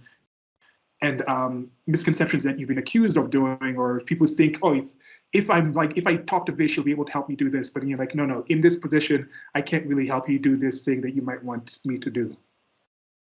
Right. So I wouldn't say that there's really misconceptions as much as there is, practically no conception at all. Right. A lot of the reason why I got into it in that way, where I just kind of went into the ground, went into the Staten Island Young Republicans just as like a volunteer or observer. It's because I wanted to learn from the ground up exactly what's going on. Right. And exactly how it works behind the scenes. And it was a demystification process, because I don't think most people who are very passionate about wanting to make change don't quite understand how to actually do that, and what's required of them, and how that process works. And so that's why I got involved, to demystify that process for myself. And then if I learn how to demystify it, perhaps then I could demystify it for other people, and then speed up, through other people, the changes that need to take place by them now understanding what it takes to make that change. And so I think that a lot of people just don't know what goes behind successful, political activism, what goes behind successful political operation, what goes behind, successful media campaigns and stuff like that, what goes behind successful, government service. Even people don't really know anything. I think people just don't have a good understanding of what's happening behind the scenes, and a lot of that is by design. It's happening behind the scenes. Right. So I wanted to get behind the scenes and see how that works. And a lot of it is, again, just, what I described to you, what I was doing in DC, creating and maintaining relationships. It's socializing with an agenda in mind. People go to parties, and stuff, and hang out with a ton of people. And why do they do that? What is the point of that? And now, if you really dig down to it, a lot of guys will say, I'm just trying to get laid. you know, and they're right. And so they look for the girl in the room that turns them on and go and talk to them. And then, you know, maybe something happens, maybe something doesn't. Right. But it is socializing with a purpose. That is essentially the first part of you know, behind the scenes political activism and getting involved, is making sure people know who you are, right, and what you're about, and that you're, and then the consistent showing up, that you know that showing up is like 70% of 80% of the battle in itself, is just showing up. So you're trying to that's what you try to do, is just, you know, come show who you are, what you're about, what you're willing to do to see the movement go forward. And that could be, you know, they'll tell you what you can do. Hey, you know, we need people to go knock on these doors here. We need people to show up for this event here. We need people to make phone calls for this guy. They tell you, it's who shows up, who does it, and then who does a good job, you know, all those things, or who does it in a way that we like.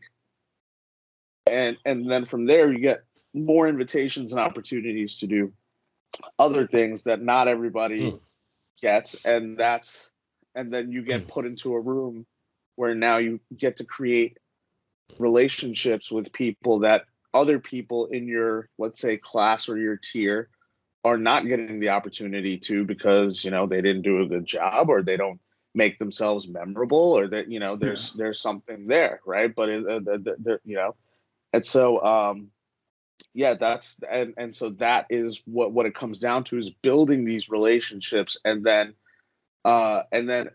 once you build those relationships and people know you build those relationships, that's when people start coming to you with things to put in that engine or that machine that you've created from outward of yourself, right?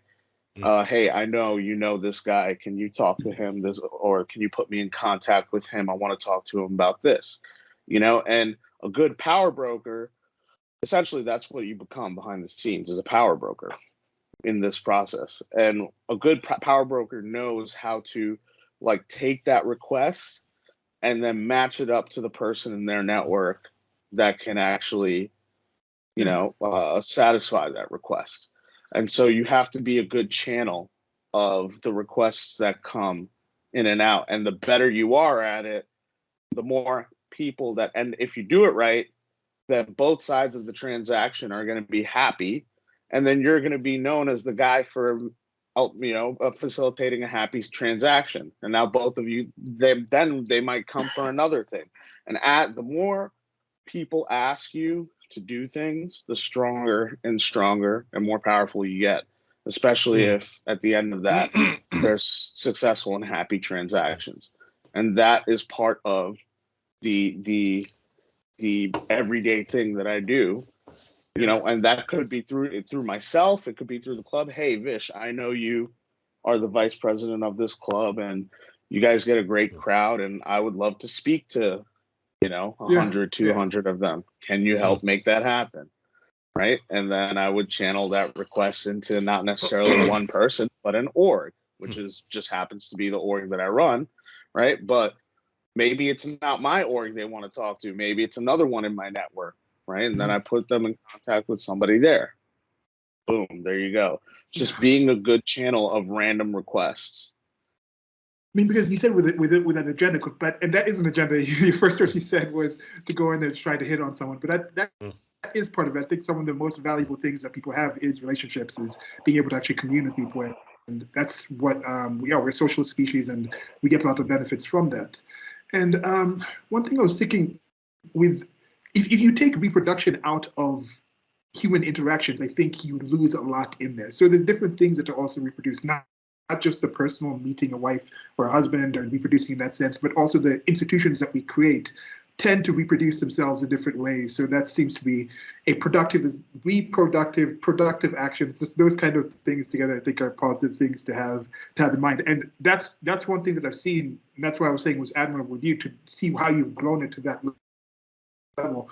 Whereas I see certain other political kind of groups and social groups that are more about destroying certain things rather than actually growing and creating and meeting people. It's like we need to prevent these people from meeting these people, or we need to be in this area so we can be away from those people. Whereas y'all seem to be more focused on we need to meet new people, we need to grow, we need to spread, we need to do these kind of things, and that seems to be at least a more positive thing. If I'm looking at politics, I would rather be involved in politics in that kind of sense. Yeah. Right. Yeah. Absolutely, Steve. I was just going to make one comment. What you said about stuff going on behind the scenes and what really happens, I thought of that quote that's been attributed to Bismarck about laws are like sausages. You don't want to see them being made. Right. And it's because sometimes it's weird conversation that gets you there. Sometimes it's not like, anything logical, like, oh, you should co-sponsor this law because it makes logical sense or it's a benefit to your constituents. Sometimes it's like, you co-sponsor this and I'll show up to that dinner you've always been begging me to show up to, with your friends, to show me off. But the person who knows how to match it up to make that happen is the guy. If you get it done, what does it matter how it gets done, right?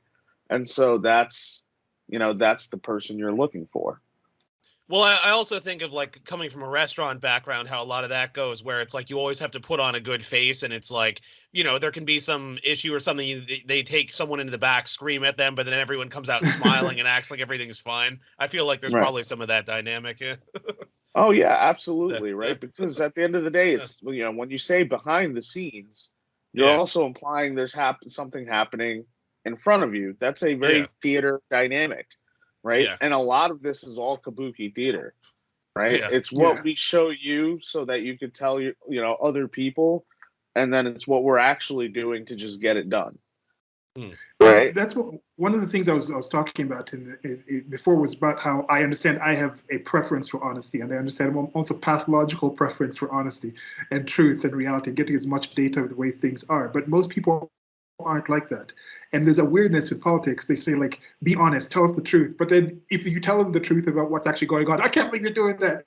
You need to stop you from doing that. It's like, you don't really want the truth when it comes to politics, from what I've seen with most people, especially when it comes to politics. They say, these people aren't entering a field like you, where you say, okay, I'm working on these things on my own. I'm getting behind the scenes, making these people come together. Then you get more knowledge of how the things actually do get put together.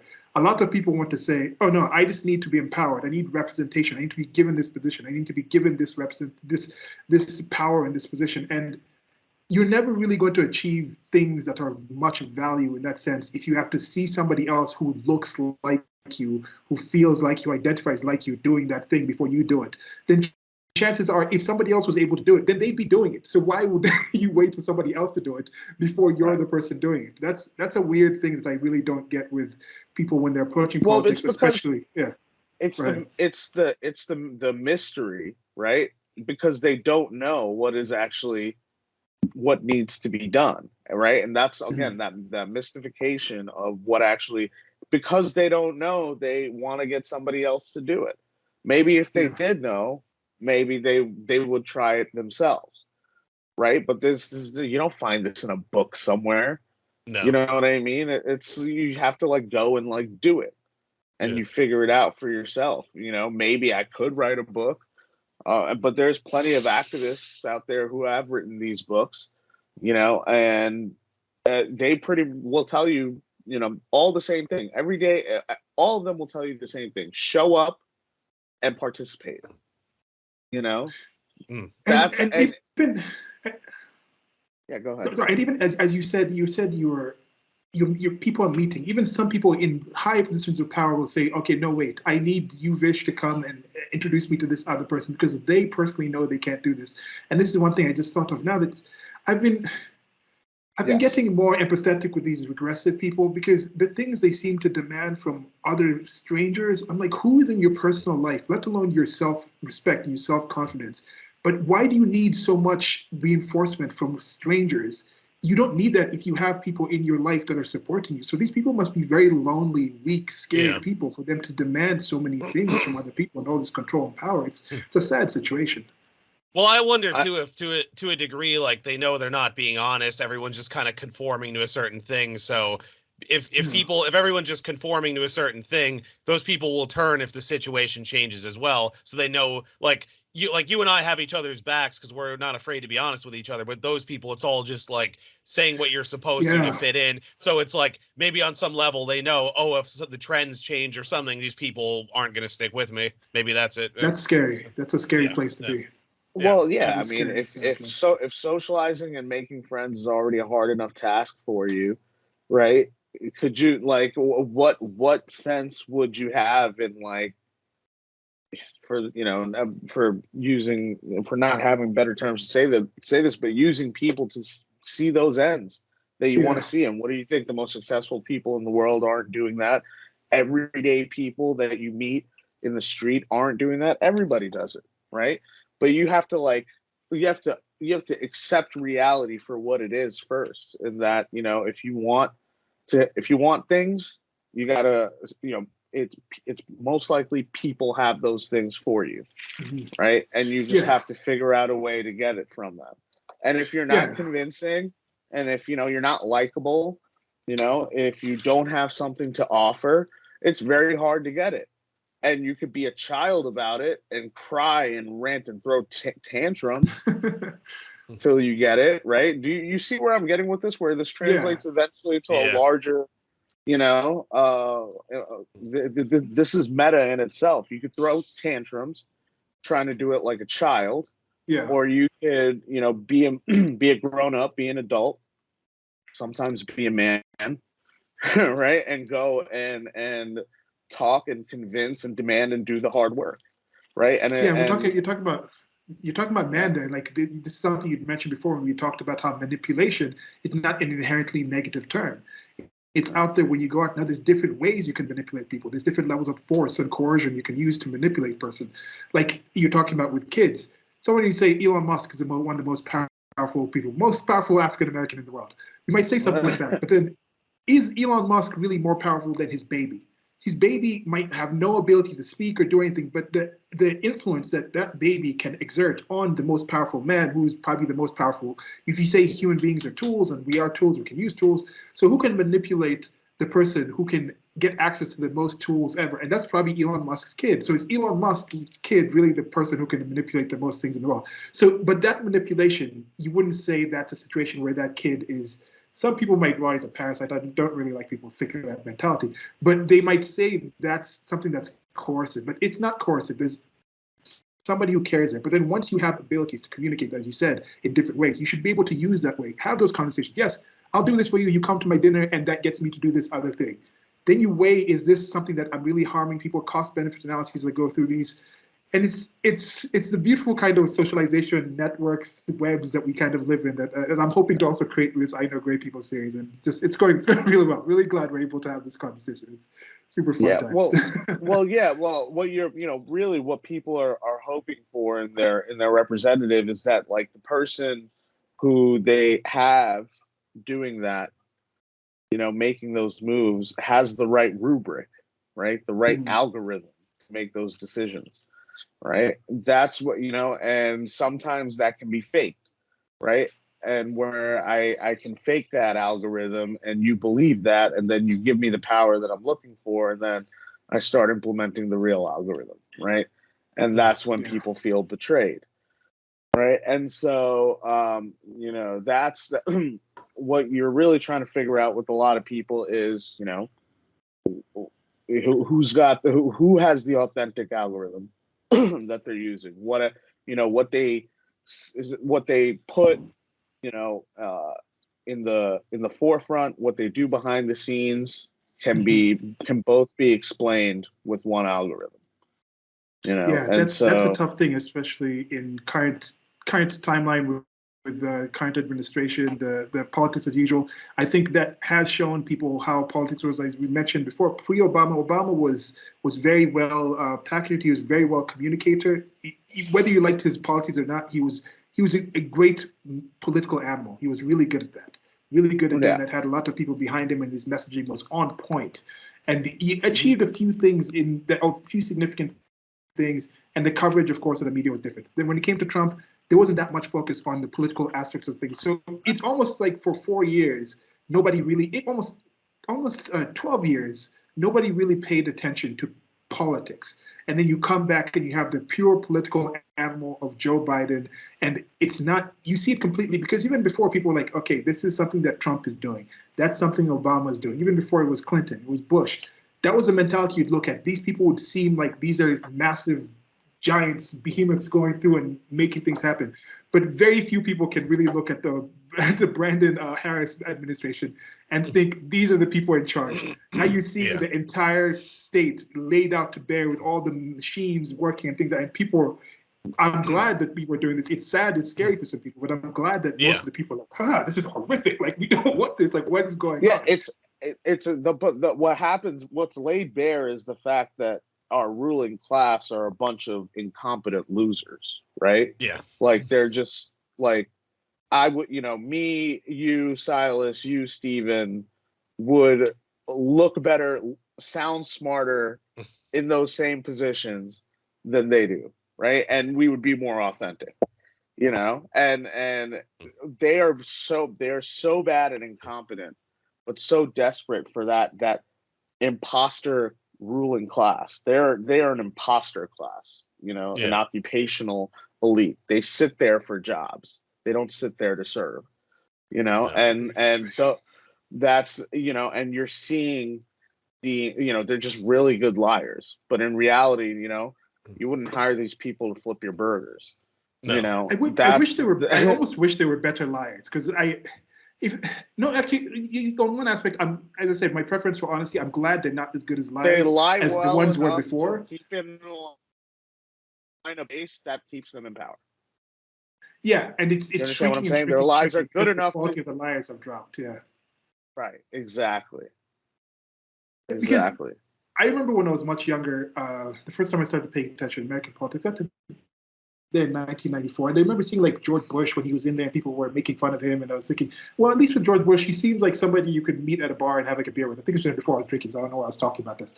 But he seemed more personable. Then I kind of thought about that. I was like, is that really a good thing? And one of the few things I liked about Obama from off the break was I looked at his history and I looked the way he presented himself. He looked like he was high functioning, whether I like his policies or not. And to me, I was like, I dislike a lot of things that he says. I don't think he'll do much different politically, but I'm glad for somebody to be in such a position of power to seem like he's somebody who's on such a higher level than I am. I don't want these people who are running these kind of things have that amount of power to just be like me. Just be like some rando person I can meet at a bar. No. These should be people who are exceptional. We need to find a way to have exceptional people making exceptional decisions, and then that's the way we'll have a better world, I think, for all of us out here. Yeah, absolutely. But there was a quote I saw. I was trying to find it, but there was a quote I saw recently, something about like, I can't imagine putting a group of people in charge of society whose only skill is lying to get votes from their constituency. Or so like you think about it, like that's basically what it is. It's like, because you and I have discussed before too, Silas, like a lot of these people, it's the same with people on TV. It's like they have speech writers, they have makeup artists, they have coaches, they have like, you take away all of that, or these are not exceptional people. It's just, they're curated and managed a certain way to, We most definitely saw that once the pandemic came out. And we saw these celebrities now going off script, just doing like home videos and things like this. Remember the Imagine song that Gal Gadot and all these other people? Like it's beautiful to me because all these things, the artifice, the Potemkin village, those things have now crumbled, and now people will be able to actually demand and request and step into positions where they can actually achieve things that we thought were being handled by these people. We thought these people were superiors, or the elite. That's what we call it, elitorati. Going with like illiterate, Illuminati, and illiterati, and the elite kind of all put together. But that's a positive thing that I think people are seeing. Is there, working in the New York Young Republicans Club, like you mentioned, there was some older people and there was some younger people. Are there any main differences you see about the way people, is there reverence that older people had that are still involved in the club had for politicians that maybe you're seeing the younger people think these are more just people like us? Is there a noticeable change that you've seen, Vish? Yeah, absolutely. There's still, because a lot of people, the older folks, they still have, some reverence for the institutions they came up with. But I would argue they didn't have quite the visibility in real time into those institutions the way our younger generations have it, and we can clearly see how stupid they are, and it's like, right. And we see it every day. We're engaged on that level with just paying attention to everything around us. Right. And so how can you not be, outraged that these are your people, to the point where we're just like, all right, we're going to do it ourselves. Right. That's what that's what you're seeing right now. Right. Especially when the young people in the conservative movement do it, that I think is way more powerful than when the left does it, because the left kind of draws its power on the apparatus being these motivated young folks just doing their bidding. And if you look, but at the top, who's there, right? Let me ask you this. In 2006, who was Speaker of the House? Nancy Pelosi. Same person as today. In 2022, who's the Speaker of the House? Nancy Pelosi. At the top, there's not a lot of turnover on the left.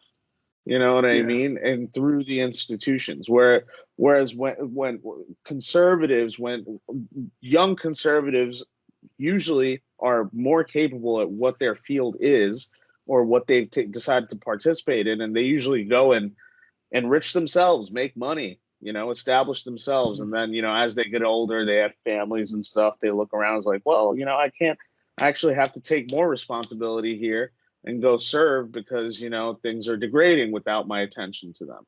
Right. And you get a lot of these folks getting involved at an older time.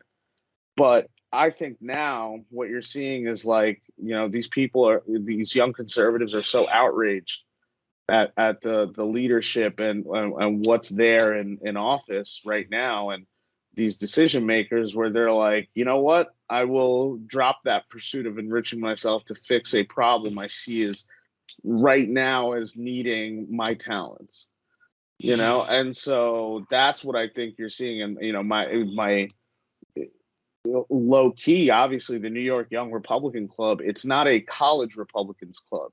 What it essentially is, it's a young professionals club, right? And that's the power, is to get the young conservative professionals with their talents involved, right? Because a few talented people can ruin a mob, right? And that is the game that we're trying to organize as a young conservative in the movement, is the informed minority versus the uninformed majority, right? And so that is ultimately the strategy you're trying to implement.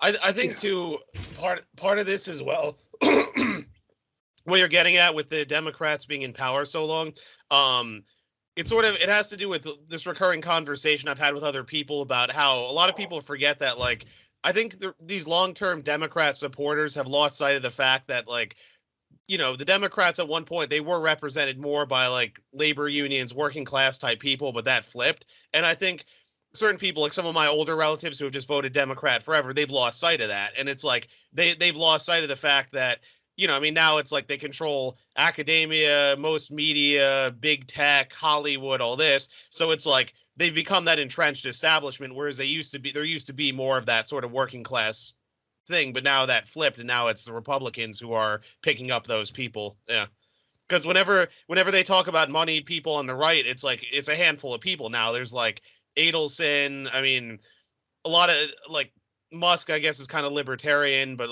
supported Trump, and then it's like, but then on the left, it's like Soros, Gates, Buffett, Zuckerberg. Like there's a big list, so it's like these are not like everyday people. Yeah. And then you look at the schools, and most of the people come out. They say we have the most educated, the most accomplished people. And those are all people who are from rather well-off places. You look at sports teams. You look at big Fortune 500 companies. It's been a big change, and we're seeing a lot of this actually happening, trickling down into the actual system. Like, for example, you're talking about the money situation. Nancy Pelosi recently came out, and she had that one interview where she came out and said, what do you mean that you should stop trading? I mean, it's a free market. Like, why don't you just let it straight up? Like, what are you talking about, the free market? And then now the Republicans have jumped on. I think there's a Democrat either a congressman or a congressperson or a senator, I'm not quite sure, drafting a bill to actually stop that, and that will have bipartisan support. So we're seeing a lot of time, and I think, in my estimation, okay, I'm not quite sure of this. Maybe I need to take a more like step back view of it, because there's a lot of the younger people, like the AOCs and the Talibs, those kind of people who are coming up, and they have some younger support, but those younger support is still more about the system. Whereas I think some of the older people, like the Lindsey Grahams and those kind of people in the Republican side, seem to be more on point of saying we need to tap in the younger people in our side rather than fold them in, but we need to kind of see where they're going and kind of reach out to them. Whereas I think the Democrats seem to be more like we need to pull them into what we are already doing. I don't know if that really maps on from your observations. I don't know. Maybe I'm biased on that one. Well, I think that there's a mismatch in the debate. I think that, for example, Lindsey Graham, he maybe he sees the writing on the wall. I don't know.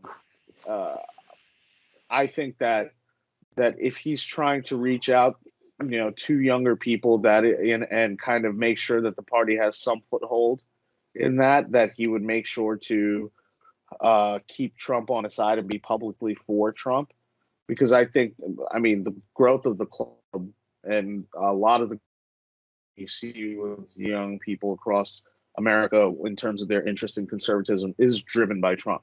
Mhm. So, so that's, I think if he's that prescient, then he's making the right move. And, he doesn't need to really, he just got reelected and he's becoming an old man. If he has a solid base in South Carolina for whatever, he's good to go. Yeah. Let that be. And he's good. He doesn't need to sort of worry about those people coming out to vote for him 5-6 years. But this is good what he's doing. On the other side, well, let's take an AOC for example. I think there's a mismatch between the base that she draws and like what her messaging is. How so? I think her energized base is the white liberals in a right, but it's not like the people she's claiming to advocate for, which is like black and brown people. I think a lot of black and brown people, let's say especially Hispanics in her district, I think they come out and vote for her because her last name is Cortez, and that they feel a sort of tribal trust. Not to say that they're not allowed to vote on that basis right now, but if encountered and can get a candidate who can better speak to their actual values and communicate that and match that up and make sure that they know that they're on the ballot, primary time or even general election time, then who's to say that maybe they actually think about their vote a little more than just, she's Spanish, I'm Spanish, and vote for them, right? But the people that are really moving towards her because of her ideas, I think, are white people. Young, like liberals, young, your yuppies there, right? I don't think she has real grassroots neighborhood support the way it's been sort of, the story's been sold. And so I think that there's a mismatch, and I think there's an opportunity for, conservatives to reach out to those communities and, flip some of those votes to maybe where she has at least, a competitive general election. She still wins 55-45. We can, that's better than 70-30 or 80-20, however that district is popping up, right? But some has to do and I think that, again, there's a mismatch. I think because of that mismatch, there's a way to crack that base. Yeah, but see, like even with like an AOC person. Okay, one question before we transition into the next part of this is with this thing, because now I'm saying like with her, she got in and she got into politics. She's actually in there, but that's a different situation where she's actually at least ostensibly, whether you believe that she believes the stuff or not, she actually went out there and did something and ran for office and got in. So that's something at And least she's worked more very hard. actionable. You cannot. Yeah. She worked very hard. We can't take that away from her. When you do that, you're not telling our people the truth and what's required to get there. You have to see that she worked very hard to go kick Joe Crowley's butt, right? And her politics, that's something else. But what she did to get there is something to respect. Yeah, she's definitely put in work. And this is one thing that I'm thinking, I'm hoping like she could just, she seems to speak about a lot of topics that I'm interested on, but seems to be very uninformed of it. Where I know this is a cliche thing to say, like, oh, I used to be like that when I was younger, but I'm not that, I think I'm the same age as AOC, around the same age. I mean, like a few years older. She's a little younger than me. So like, Is I'm she? 33. Yeah. She's not even, okay, yeah, so that's really young. So yeah, then yeah, and she could, this is my hope, like she could be somebody by getting so many people in attention, if she actually starts realizing certain things, it's like, oh man, I was completely wrong about this. Because I'm looking at my politics, my general knowledge of politics in my 20s, mid-20s, early 20s, I would have been completely on AOC's boat, I think. I'd be like, yeah, because I just didn't look into the stuff. And I think she has enough of a mind to be able to, if she actually took the time to look into certain things, she seems somebody who might have enough honesty to come out and say things.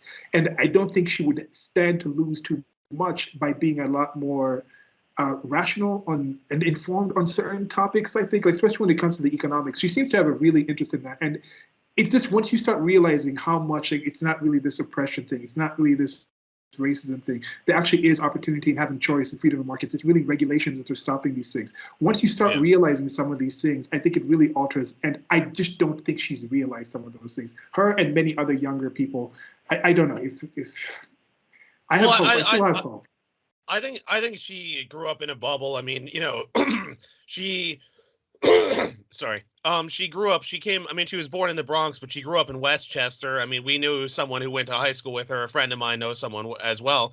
You know, it sounds like she was a popular girl, so it's like, you know, pretty privilege and all that. So it's like, I think she just has a very insulated view of the world where it's like, okay, you know, she was popular, then, you know, her father did pass, like, you know, I'm sure that wasn't easy, but then it's like, you know, her brother encouraged her to audition and she was the one selected and other. So it's like, she's had a lot of help along the way. Whereas like, she didn't go out on her own, go around and say, hey, I want to run for office and like reach out to different businesses and all this. It's like she had help getting there. So I think she has a lot of blind spots on all of this. That's probably why she's like a little insulated. Maybe doesn't see the bigger picture. I mean, that's just kind of an outsider.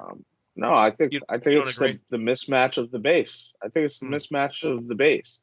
Yeah. And like what reality is. The base, like, you know, like, let's say climate change and like, you know, the way we, you know, when people say climate change, what they're doing is they're like rolling three issues into one idea, right? There's the energy issue, there's the environment issue, right? There's one more pillar to that.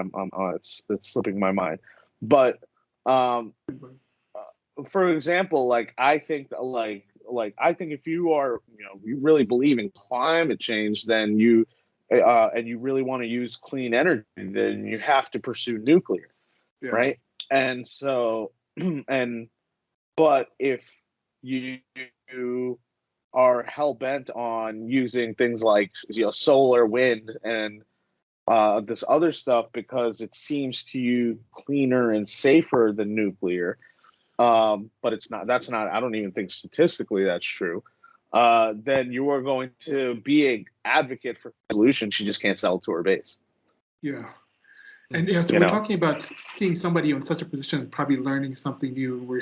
We're seeing somebody like Vice President Harris, who doesn't seem to be able to learn what to be able to do it at high, her high level. Like I can't imagine AOC getting to that far of a point without learning and changing a lot more, growing more as a person. But maybe I might just be VP Harris is a great example of just like cold calculated power. Yeah, and how to get there. And I think we're going away from that. You can see that because she's so incompetent, right? Like just like it's just the incompetence is so crazy. You have to wonder what she had to give to get to the position. You know what I mean? Like, you do you understand what I'm saying? What part of herself did she get to get there? Because she just doesn't belong there. It doesn't even look Can't comfortable. do it. Oh man, she's No. really It doesn't. bad. It doesn't like Really look at bad. AOC. Unlikable. AOC You know? seems to be enjoying her position. That's someone who seems to be enjoying her. Even like a Nancy Pelosi, they seem to be enjoying their position. Joe Biden, I think when he's present, I think he's somewhat glad that he's finally gotten it. He's put in his time. He had both things. I think a lot of people are You're talking about surprised. charisma. Yeah, but with Harris, she doesn't seem to enjoy. She doesn't even seem to enjoy her life. She seems to like dislike her life. It's like it seems like. Well, yeah, she opens her mouth. Like, just think about the way she talks. Every time she talks, she sounds like she's crying, right? But that's just her personality. That's just her. You know what I mean? Like, that's what you get. There's nothing else to it. You know what I mean? So, like, you can try and dress it up as much as you want, but she's still gonna shine through. And and for San Francisco or California plus Democrat machine there, that could work. But on a national stage, it's your person, like, you just I don't like, turn that off. I don't want to hear from her. Like, put on Joe. At least Joe Biden rambling is funny. It's like comedy in like the you want for like good comedy that would hit you like, oh, I can't believe he said that. That's hilarious. But you turn on Joe Biden and it's like, I can't wait to watch like what he's gonna fuck up next, right? And so like that's the that's the way I see Joe Biden, and just like, but it's also sad. But that's how corrupt the Democratic machine is. That's what we have to understand, that the left, they will abuse this old man and make all of us submit that he's our leader in order to maintain power. Yeah, and I think that's what people are learning. And we speak about Harris. That quote you just recently have. It is the time to do what we have been doing, and that time is every day. And that's what it is for the Democrats. It's just get the power, get the political power. We need to do it every day. If it's Biden, if it's whoever needs to do it, you just put them in there. That reminds me. It reminds me a little bit of a few years ago when what did Al Sharpton say on MSNBC? It was something like, "Resist, we much, and we will much about that. Be committed," or something. Yeah. It's a word salad. It's like techno speak. It's really weird. Well, I think corporate like conference call. Like there's the sixth guy from right. He's like, well, I contribute to the conversation by saying that we must pursue the synergetic goals of the organization in order to keep the projected growth on track. It's like, yes, you're saying what the mission of like every company ever is, right? But you're not like speaking to the situation at hand. There's no specificity. It's all vague platitudes. Whatever allows you to say you were around the subject without actually having to go into the subject, that's the stuff, right? And that's easy. And that's easy to get away with back in our older generation's day when that's all you got. Yeah. But that might, because that'll happen once, in like 3 months, and then they come out and say something else and you forgot the other thing that they said. But with social media and everything and the pervasiveness of the message now, like, since you get more of the person, that's not a good thing. More of a shitty person is just more shitty. Like that's so that's what you're getting. And now you're coming to realize that most of the people who run your country, if you had to deal with them on an everyday basis and they're in front of you like this, they're like terrible. Well, Silas and I have discussed, and I've discussed with a few other people as well, how like the corporate media is dying, and a lot of that is because of the generations are shifting. Like the average CNN viewer is like 63, Fox is up there as well, and a lot of it is because like, let's say like my parents' generation, they just watch it because that's normal to them. My grandfather was Fox News, but it's like that's normal to them. Like they don't want to use the internet and everything, and they don't trust it. But the thing is, younger people are not tuning into CNN, so because of this, like you say, they're getting more of that context, and they're like, wait a minute, these people aren't these like brilliant leaders that we've been told. Whereas an older generation will keep getting that limited info, but once they're gone, I mean, that's it. I mean, they're not going to lure in young people to watch Brian Stelter or whoever. Yeah. Yeah. Now with this one, we've been talking about learning we've here. rejected their sacred cows. Yeah. Yeah, we've been talking about learning the way things are, and also we've seen how just people are learning the actual activity and the actual level of power they have in politics. So if we can move on to this next question is about learning in general. So are there any courses or classes or other things that specifically helped you to do what you're doing as being a member, as being a one of the executive members of the New York Young Republicans Club? You told us a bit about some of them, and you also mentioned a few other activists who've written books or do some courses. If you could mention maybe a few of those that you think would be good for people to check out if they're interested in what you're doing. Yeah, so I would recommend The Power Broker by Robert Caro. It's about Robert Moses, and there you know Robert Moses was like the Parks Department guy or something, you know, and he ends up being able to defeat the president of the, you know, and you know that's an illustration of power where you neither have to be elected nor be on level to be able to have, you know, power that can shift you know, major forces. You know, it's not about it's not about like where on the board you are. The better question is like, are you on the board at all? You know, Mm-hmm. and so that's the question you have to ask, and how you look to The Power Broker for that. It's a good book. Then there's one of the whole Lyndon B. Johnson, but Robert Caro is just good at this. The whole Lyndon B. Johnson series that he did, particularly The Master of the Senate. You know, Senate to, you know, whip it together in order to pass civil rights legislation. That's also something to, you know, you know, that's something to also read about, is how to wield power, you know, to Mm-hmm. get something done. And that's also that's a good read. Then something a little more oblique, you may want to check out The Black Swan by Nassim Taleb. The black, you know, how to deal with sort of unpredictable events, right? And that whole series, like, you know, of like chances and how to and things you can't foresee, unknowns, and how to operate in that world, you know, Mm-hmm. and what that even looks like. That's also good, just because that's essentially what politics, you know, it's like every 2 days if you're playing real politics, you know, and so that's also that ability to operate in chaos of in the chaos of stimuli, you know, how to make it all, how to channel it all in one way to create change, you know, or create something. That's something I would recommend. Also, I would recommend that you watch a documentary called "The Art of the Possible." Okay. And it's about Marcel Duchamp. The director is my mentor, and he is a guy who taught me a lot of how to, you know, do the things I do.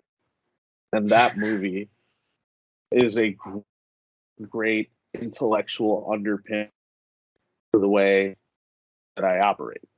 You know, and so I would definitely recommend that you watch them. Art of the Possible. It's about Marcel Duchamp. Modern art.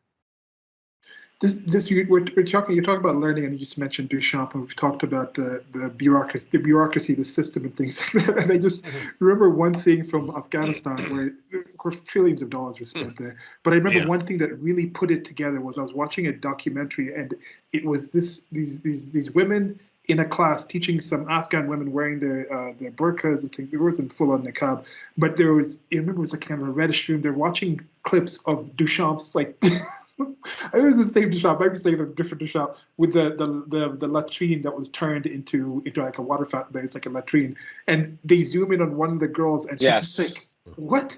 And I'm like, I wish we had a more like this is something that used to be said was positive about royalty. At least they would train the people into the system. But then now we see what's happening in England with Prince Andrew, and I don't know. But it's just I wish there was a system to have, and this is why I think we need a newer system that's coming to have a more educated group of people making these decisions. But right now, you just have such incompetence. Like, what are they doing? Why? What are the schools? Oh, I've gone to the school, I have this degree, and that's why I'm getting it here. That's not enough for you to make some of these decisions. Otherwise, things wouldn't be as bad as they've been. It's amazing how amazing they are, despite these people just being completely just. Like, why are you showing them that? What is that? It's such a weird. Well, situation. they have no well, because they have no respect for how they got to where, you know, Afghani women, how to get to their point, you know, and you can't have modern art with for where all art came from, Yeah. you know, and all of that takes time. All of that takes time. These people may have not even created their own civilizational art yet. You know, maybe they haven't looked at things that certain way in order to come to that point. Perhaps that's going to take time for them to do it. It's going to take hundreds of years maybe to do it. But you know what the problem is? That all these people that go there to and ask for the money to go and teach these people these things, like they need to come back in 2 years and show, like, you know, exponential growth so they can keep asking for more money. And it's a grift. They have a bad impression of America, right? And not only that, you're getting more money in an unaccountable way to stay there and keep doing it. Yeah. You know, and so, you know, how do you break all that up? You know, that's the Afghanistan pullout, you know, is one of the better things that happened. But even then, we couldn't even pull out in a way that didn't look incompetent. Right? That speaks to the administration. It's so bad. Like it's been a year. It looked It's been a year. really It's not even been bad. a full year. It's not even been a full calendar year yet. We still got what? We're recording this on the 16th, so we still got 5 more days. And there's just been so many hits of just what is going on. Like, wow, it's gonna be an interesting. Well, this is what happens when you have an incompetent, illegitimate regime in place. Incompetent, illegitimate, imposter regime. That's what that is. That's what one of those looks like. This, you know. Yeah. Okay, so Joe switching Biden from and VP. switching from something negative to something more positive, I think here is one of the most important questions of this whole thing is: do you like cheese? And if so, which ones and why? And if no, why are you a horrible person? And let's talk about the cheese. Do I like cheese? Yeah. I love cheese. Yeah. So tell us about it. Which kinds of cheeses do you like? So, I love American yellow and like cheddar. I like the salty. I like the saltiness. Very, you know, I'm there for that. But that's like an everyday cheese, you know. What I really like is manchego from Spain. Yep. Oh man, the whole like tapas with the what's that called? They have the meat too from the pigs that eat acorns. Oh It's yeah, extra fatty, and you Iberico get ham. that Yeah. little mince. Iberico ham. Yeah, that's the one. I could eat that all day. Probably very bad for you, but No, I was gonna say doesn't matter. It's worth it. Worth it. Manchego with quince is really nice too. That's a common pairing. Yeah, usually quince paste. Yeah. Quince? Yeah. Oh, I got to try that. I've yet to try that. I'm primarily a meat and cheese guy. What is quince? Apple pear family. It's an interesting fruit. It's this very tough, starchy fruit. You have to cook it down and add a lot of sugar, but it turns this deep orange color. It's really nice. Yeah. Oh, I may have actually had that. I may have Yeah. actually had that. Oh yeah. Yeah, No, we have another, you we have compare another that series stuff of with anything, conversations. and it's really good. Okay. We have another series of conversations with Stephen about dishing on dish, or you just Hmm. talk about foods and stuff. There's a place by Stephen that you should probably go check out. Casalula has cheeses. Like you just go and Yeah. get like a cheese plate where it's like they give you like 6 different kinds of cheeses with different kinds of dressings to go with it, or different tasting things with it. Condiments. Comes with Yeah. wine, condiments. Yes, it's most definitely a place to check out. Oh, I went to a restaurant yesterday for my friend's birthday. It's an Italian restaurant, Patrizia's. I don't know how to pronounce it. Patrizia's of Brooklyn, but there's one location on Staten Island. The burrata. Oh, so no, good. yeah. So good. Yeah. No, that's one of my favorite cheeses. At the place I was talking about, Casalula, if you go on Mondays, they actually make the burrata there for you on the table, like out there. So you make it, and then you eat it right there fresh. So definitely go check that. Maybe y'all should go hit Steven up, and you can find some time to go check that place out. The Thai place you were going to, you tried to go to in the what's called the Daily Show interview. They don't really have too much cheese. We've talked about this with Steven. They don't have too much cheese in Chinese, in Asian food in general. But I think there's many things in Asian food that would actually benefit from adding cheese. That's some kind of cultural appropriation. I'd like to see some Asian food kind of mix those things together. Like, did I ever have a sushi burrito? No, the sushi burrito I think I had didn't have any cheese in it. Maybe have like some spicy mayo. I don't know.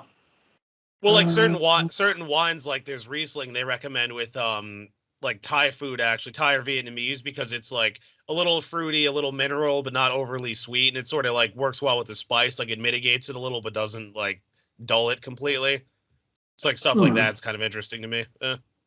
Yeah, I think it's one of my more favorite about method, right? And like consistency, right? If it's a creamy consistency that you're looking for. Well, Vietnamese food is very much based on like French food. They use a lot of roux and stuff, butters and flour. Yep. In their base, so that comes out there. India, they have something called paneer, but that is like they kind of use it as a like as itself. It's not like it's something that's really melted down and mixed into other. You know what I mean? It's like that's like the base of the dish itself is the paneer blocks.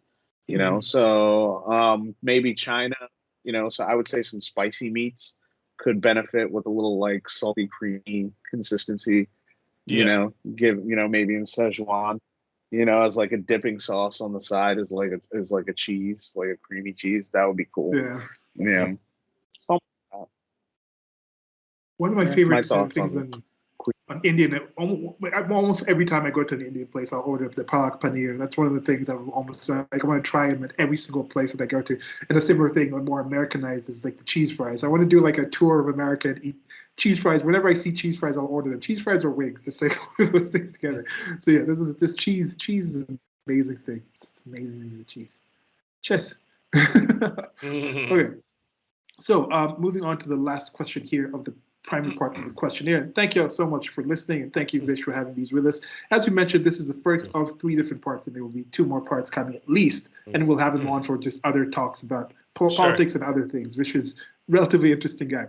Okay, so the last one was anything else that you want to add with this, like maybe earnings or cost-benefit analyses or trade-offs. You mentioned relationships in particular, so I'm wondering, from your time running the Young Republican Club, has it been any weddings or any people who've met at the club, through the club, and now are looking to be engaged or things like that? So just tell us a bit more about your specific job running this club, or your involvement with the club and things like that. Any other things that you think you might want to add?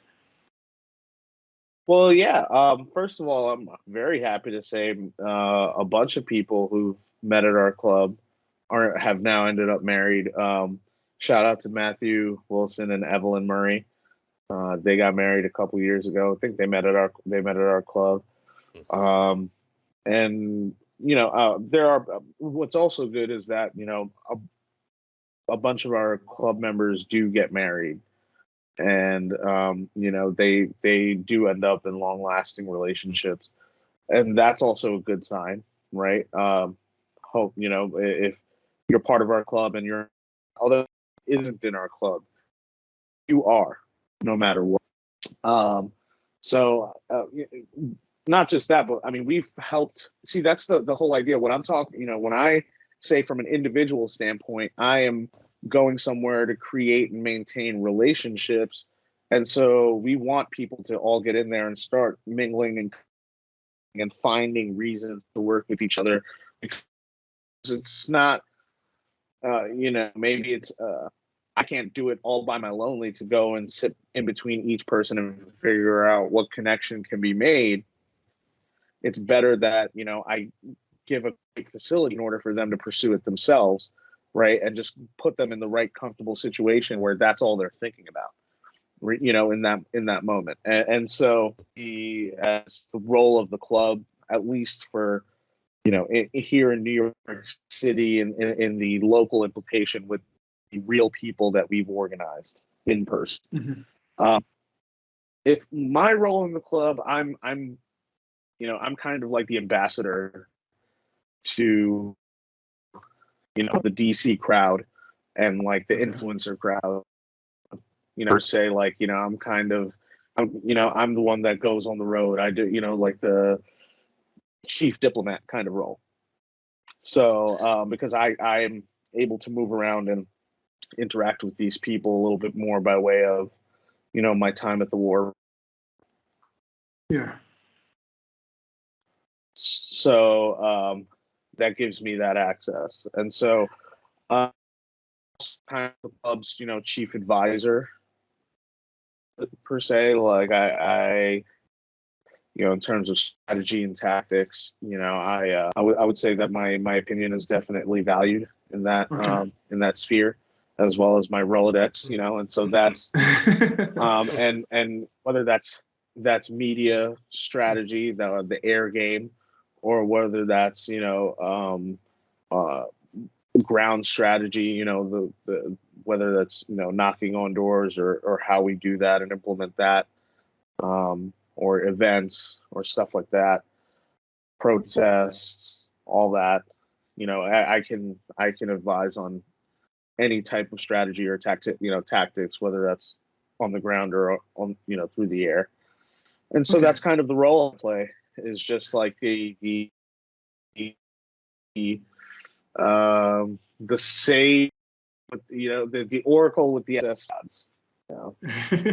Whereas Gavin is kind of actually running the club and being the face of the club and the everyday operation and managing that apparatus, and that is under his full control. Yeah, so with something like this club, machine itself, you can be involved in a club like this without having to be. I mean, in New York, that's going to be bring some eyes and things like that. It is the Big Apple. There's going to be levels like that. And you personally have also brought in your personality and taken the chance to do these certain roles. Because I think some people might think that something like this is entirely political. It's something where you go out there and you become a public figure. But there's positions to do it where you could just be a man within your small community, or you're not as public. I can imagine you don't even necessarily have to trade off privacy in order to participate in a political group like this, or what do you think? Is that one of the trade-offs that you think is something you have to do? Yeah, no. I mean, first of all, our membership list is not disclosed to anybody, right? Only we know who our members are. Yeah, you don't have to be public facing, now, if you're going to be a leader and part of the administration of the club, then you have to be ready to be public facing, right? Because we would, the leadership is entrusting you to represent us on some level. Even if stuff you're working on is internal facing, we have to be able to tell, let's say folks who want to know who's the team that's running the club, like, I want to be able to talk to that person in this particular role. If you're asking me to do something, then that we have to be ready to put that person in front of that other person, right? And so there is some responsibility you have to take to be, well, at least your name is associated with the club when you're in leadership. But as a member, no, there's nothing like that. And then there's notable people who by trade, they are, famous. And so they want their name associated with stuff. And then we'll put their name as like, hey, these guys are members of our club. And it's good for us to have famous members of our club, right? So you just kind of work through that. Yeah. So yeah, Hmm. there's plenty of people who are involved who you don't know who they are, but still, like, we know who they are. Yeah, It sounds like a threat. Maybe some regressive New we Yorkers want to walking know who around like, those. oh no, these people are around us. They're everywhere. Right. Well, yeah, exactly. Actually, yeah. It's like we go out of our way to make sure everyone in the movement knows who they are, right? Who each other are, but like they don't know who we are, except for the leaders. So yeah, you hear from me. We're approaching 1,000 members. There's plenty of us, and we're everywhere. We're coming. All right, for like an adult, like over 18, adult mentality required for this conversation. But yeah, any questions, Steve? Anything else you want to add to this? No, I think that pretty much sums up what was asked. So Okay, so that's been it for the main part of it. Now we'll just go into the last three. We're building this I Know Great People series, and Vish, again, thank you very much for coming on for this one, and we'll have you back on for more. And the last three questions, these are just more things to get more interactive. This is going to become more of an interactive area once we build these up and we have more people in the community, not common unity, but just the community of the group that's involved in this. And the first of these questions is, do you have any question for us, for Stephen and I, based off of this topic that we've been talking about? Let me ask you, if this part of the series goes out, what do you hope to accomplish through what you've heard so far? Through the 2 hours or so that we've spent on this subject. Stephen, you got any thoughts as I give some? Well, I mean, I think the general goal of this whole thing was just to learn more about other people's careers, because for me, I've only done restaurants and lately gotten into trading and investing, but because I have a very narrow range of work, we wanted to sort of like just, and Silas's work background is a little atypical. We wanted to interview different people on their careers and learn as much as we could, and sort of build the series up, get certain people on, then we could get friends of those people on, then other friends or relatives, and just keep expanding. And we want to just have more in-depth discussions and share information, share knowledge, but have fun doing it too. I mean, that's at least in part why I want, and I think Silas broadly, but I don't know what you'd say on that. I mean, I second that. That's the core aspect of this. For me, information for the sake of information is valuable. But with this specifically, I think I've really enjoyed this conversation because, as I mentioned, with Vish getting more involved into politics around the same time that I was also getting more into politics, I've taken a bit of a step back in part from not being in the United States of America, but I still focus on a lot. And I still think it's important. For me, with my content on my channel, it's like all the other things I do, I install politics. It's part of who I am. It's part of what I think runs the world, whether you care about it or not. So to see somebody like you coming in and growing up, and it gives me some hope and positive feelings to see that there is positive changes coming up within the systems that are in there. And by seeing you come up and do those changes in there and still maintain that exuberance that you have, and we share some similar ideas and things like that, that might inspire other people to think that they can also be politically active in their own spheres, in their own way, while still just being a regular human being. It's not these kind of political creatures like the Nancy Pelosi's or these like right-wing, like nut type. It's just regular people being more involved in the things that we do with each other. And I think to have someone like you come on and give us this different point of view on that, it's increasing people are hearing other people from other certain mostly non-PC, non-accepted political kind of groups speaking about what they're doing. And I think if you took out any right-leaning Republican, or you can say libertarian, if you're just talking about what you're doing as a political animal, I don't really see somebody who would really object to the things that you're saying.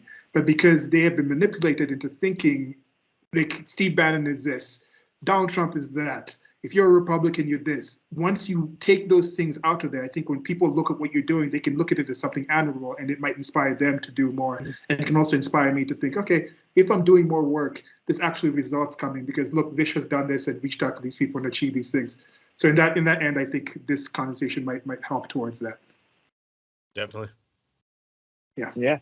That's my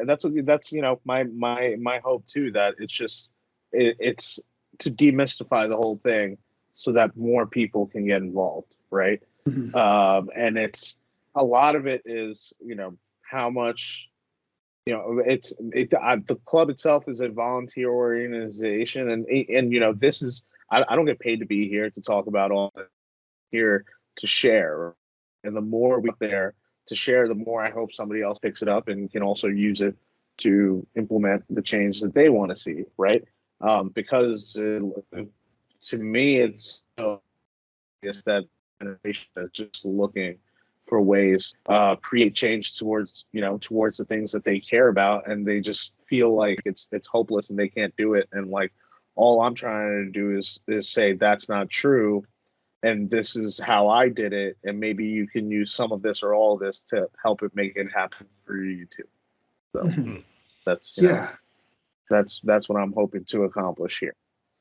Yeah. So with that, as you're talking about the people out there, this next question is: do you have any questions for anybody that's listening to this, like that maybe you might field in the next time you come on, or things, or what their perception is about the things that you've talked about? Well, what I would say is, what I would ask is, know that, what's kind of required to go from like 0 to 100 in terms of like, involvement in politics, starting from an activism standpoint, then ending, let's say, government service standpoint. And we haven't even gone through, the other parts we'll get, but even just now, to where I'm describing the root, the base of how I got involved in all of this. Are you more likely to get involved, or are you less likely to get involved? Is there anything that turns you off about the process and methods that I've described in order to build up, revive, and grow this activist organization? Yeah, I think it's a good question, and y'all can let us know in the comment section wherever you listen to this. There's also like emails you can send us. And Vish, as you mentioned, will be back on. So when he comes back on, if you ask some of these questions, he might be one of the people who might answer one of these questions in the last 3 questions, which is: would you like to take a random or requested question? Yeah, I would love to. So yeah, would you like you pick one? You pick either random or requested. Is if somebody has requested, then that we don't have any requested one yet. But if you pick random, I have these things that I might pick a random question that I'll ask the question now, and we don't have to answer it now. Maybe we'll answer it the next part. Let's do random. Let's do random. Okay, so I have these like hypotheticals things. So I'll use these for now. We're going to eventually get like our own personal ones. So I'm just going to shuffle these up and then just pick a random one. And I'll ask the question now, and then we'll do a thing where we think about it sometime, and then maybe come back. I'll maybe upload it separately or come back and think. I don't know. Let's just go with this one. So this is the card that I picked. Was the price of sex appeal? Okay. So we go this. Okay. You meet a wizard in downtown Chicago. The wizard tells you he can make you more attractive if you pay him money. When you ask how this process works, the wizard points to a random person on the street. You look at this random stranger. The wizard says, "I will now make him $1 more attractive." He waves his magic wand. Ostensibly, this person does not change at all. As far as you can tell, nothing is different. But somehow, this person is suddenly a little more appealing. The tangible difference is invisible to the naked eye, but you can't deny that this person is vaguely sexier. The wizard has a weird rule though. You can only pay him once. You can't keep giving him money until you're satisfied. You can only pay him one lump sum up front. How much cash do you give the wizard?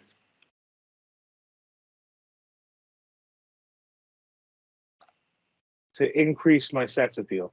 Yeah, if that's the thing, you can only pay him once. $1 does very little or nothing to actually, but you feel something, but there's no actual physical change. So just from the knowledge that you have of that, how much would you pay him to begin that one lump sum to do this thing? All right. Why don't we come back to it in the second part? We can open that way, and then we'll come back with that question. What we're going to discuss in the second. Yeah. Yeah. So Hey, with this, I think we'll call it a day then. how much would I pay to increase Your attractiveness. There's a lot of things to go on with that. So that's the first one of this. And with this series, as we're going, as you mentioned, if y'all are listening, thank y'all very much. Send as many questions with Vish about what Vish has talked about here. You heard the titles for the other parts, and those titles for the next part. This part was on activism and institutional infiltration. The next part is going to be cultural insurgency, and then the third part is going to be on political operation. So you can ask questions about that. You can ask questions about what Vish has talked about his background, other things, or just questions for other people in this series. And for those requested ones, if we bring somebody on, let's say you have a question for a pilot, and we bring a pilot on, we'll ask the pilot. If you have random questions, you can ask those too, and we can use those for random questions instead of just using the hypotheticals. But that's it. That's it for me. I don't know. Thank you very much again, Vish. I know it's been a bit of a challenge trying to find some time between this, but we'll try to schedule for these next parts as we go. Stephen, anything else to say? No, I think it was a really good discussion. I enjoyed it. Glad you were able to fit it in with your busy schedule, Vish, and yeah, it'd be fun to have you on again to discuss other things too. Yeah. So Vish, anything else to say bye to the people before we say goodbye?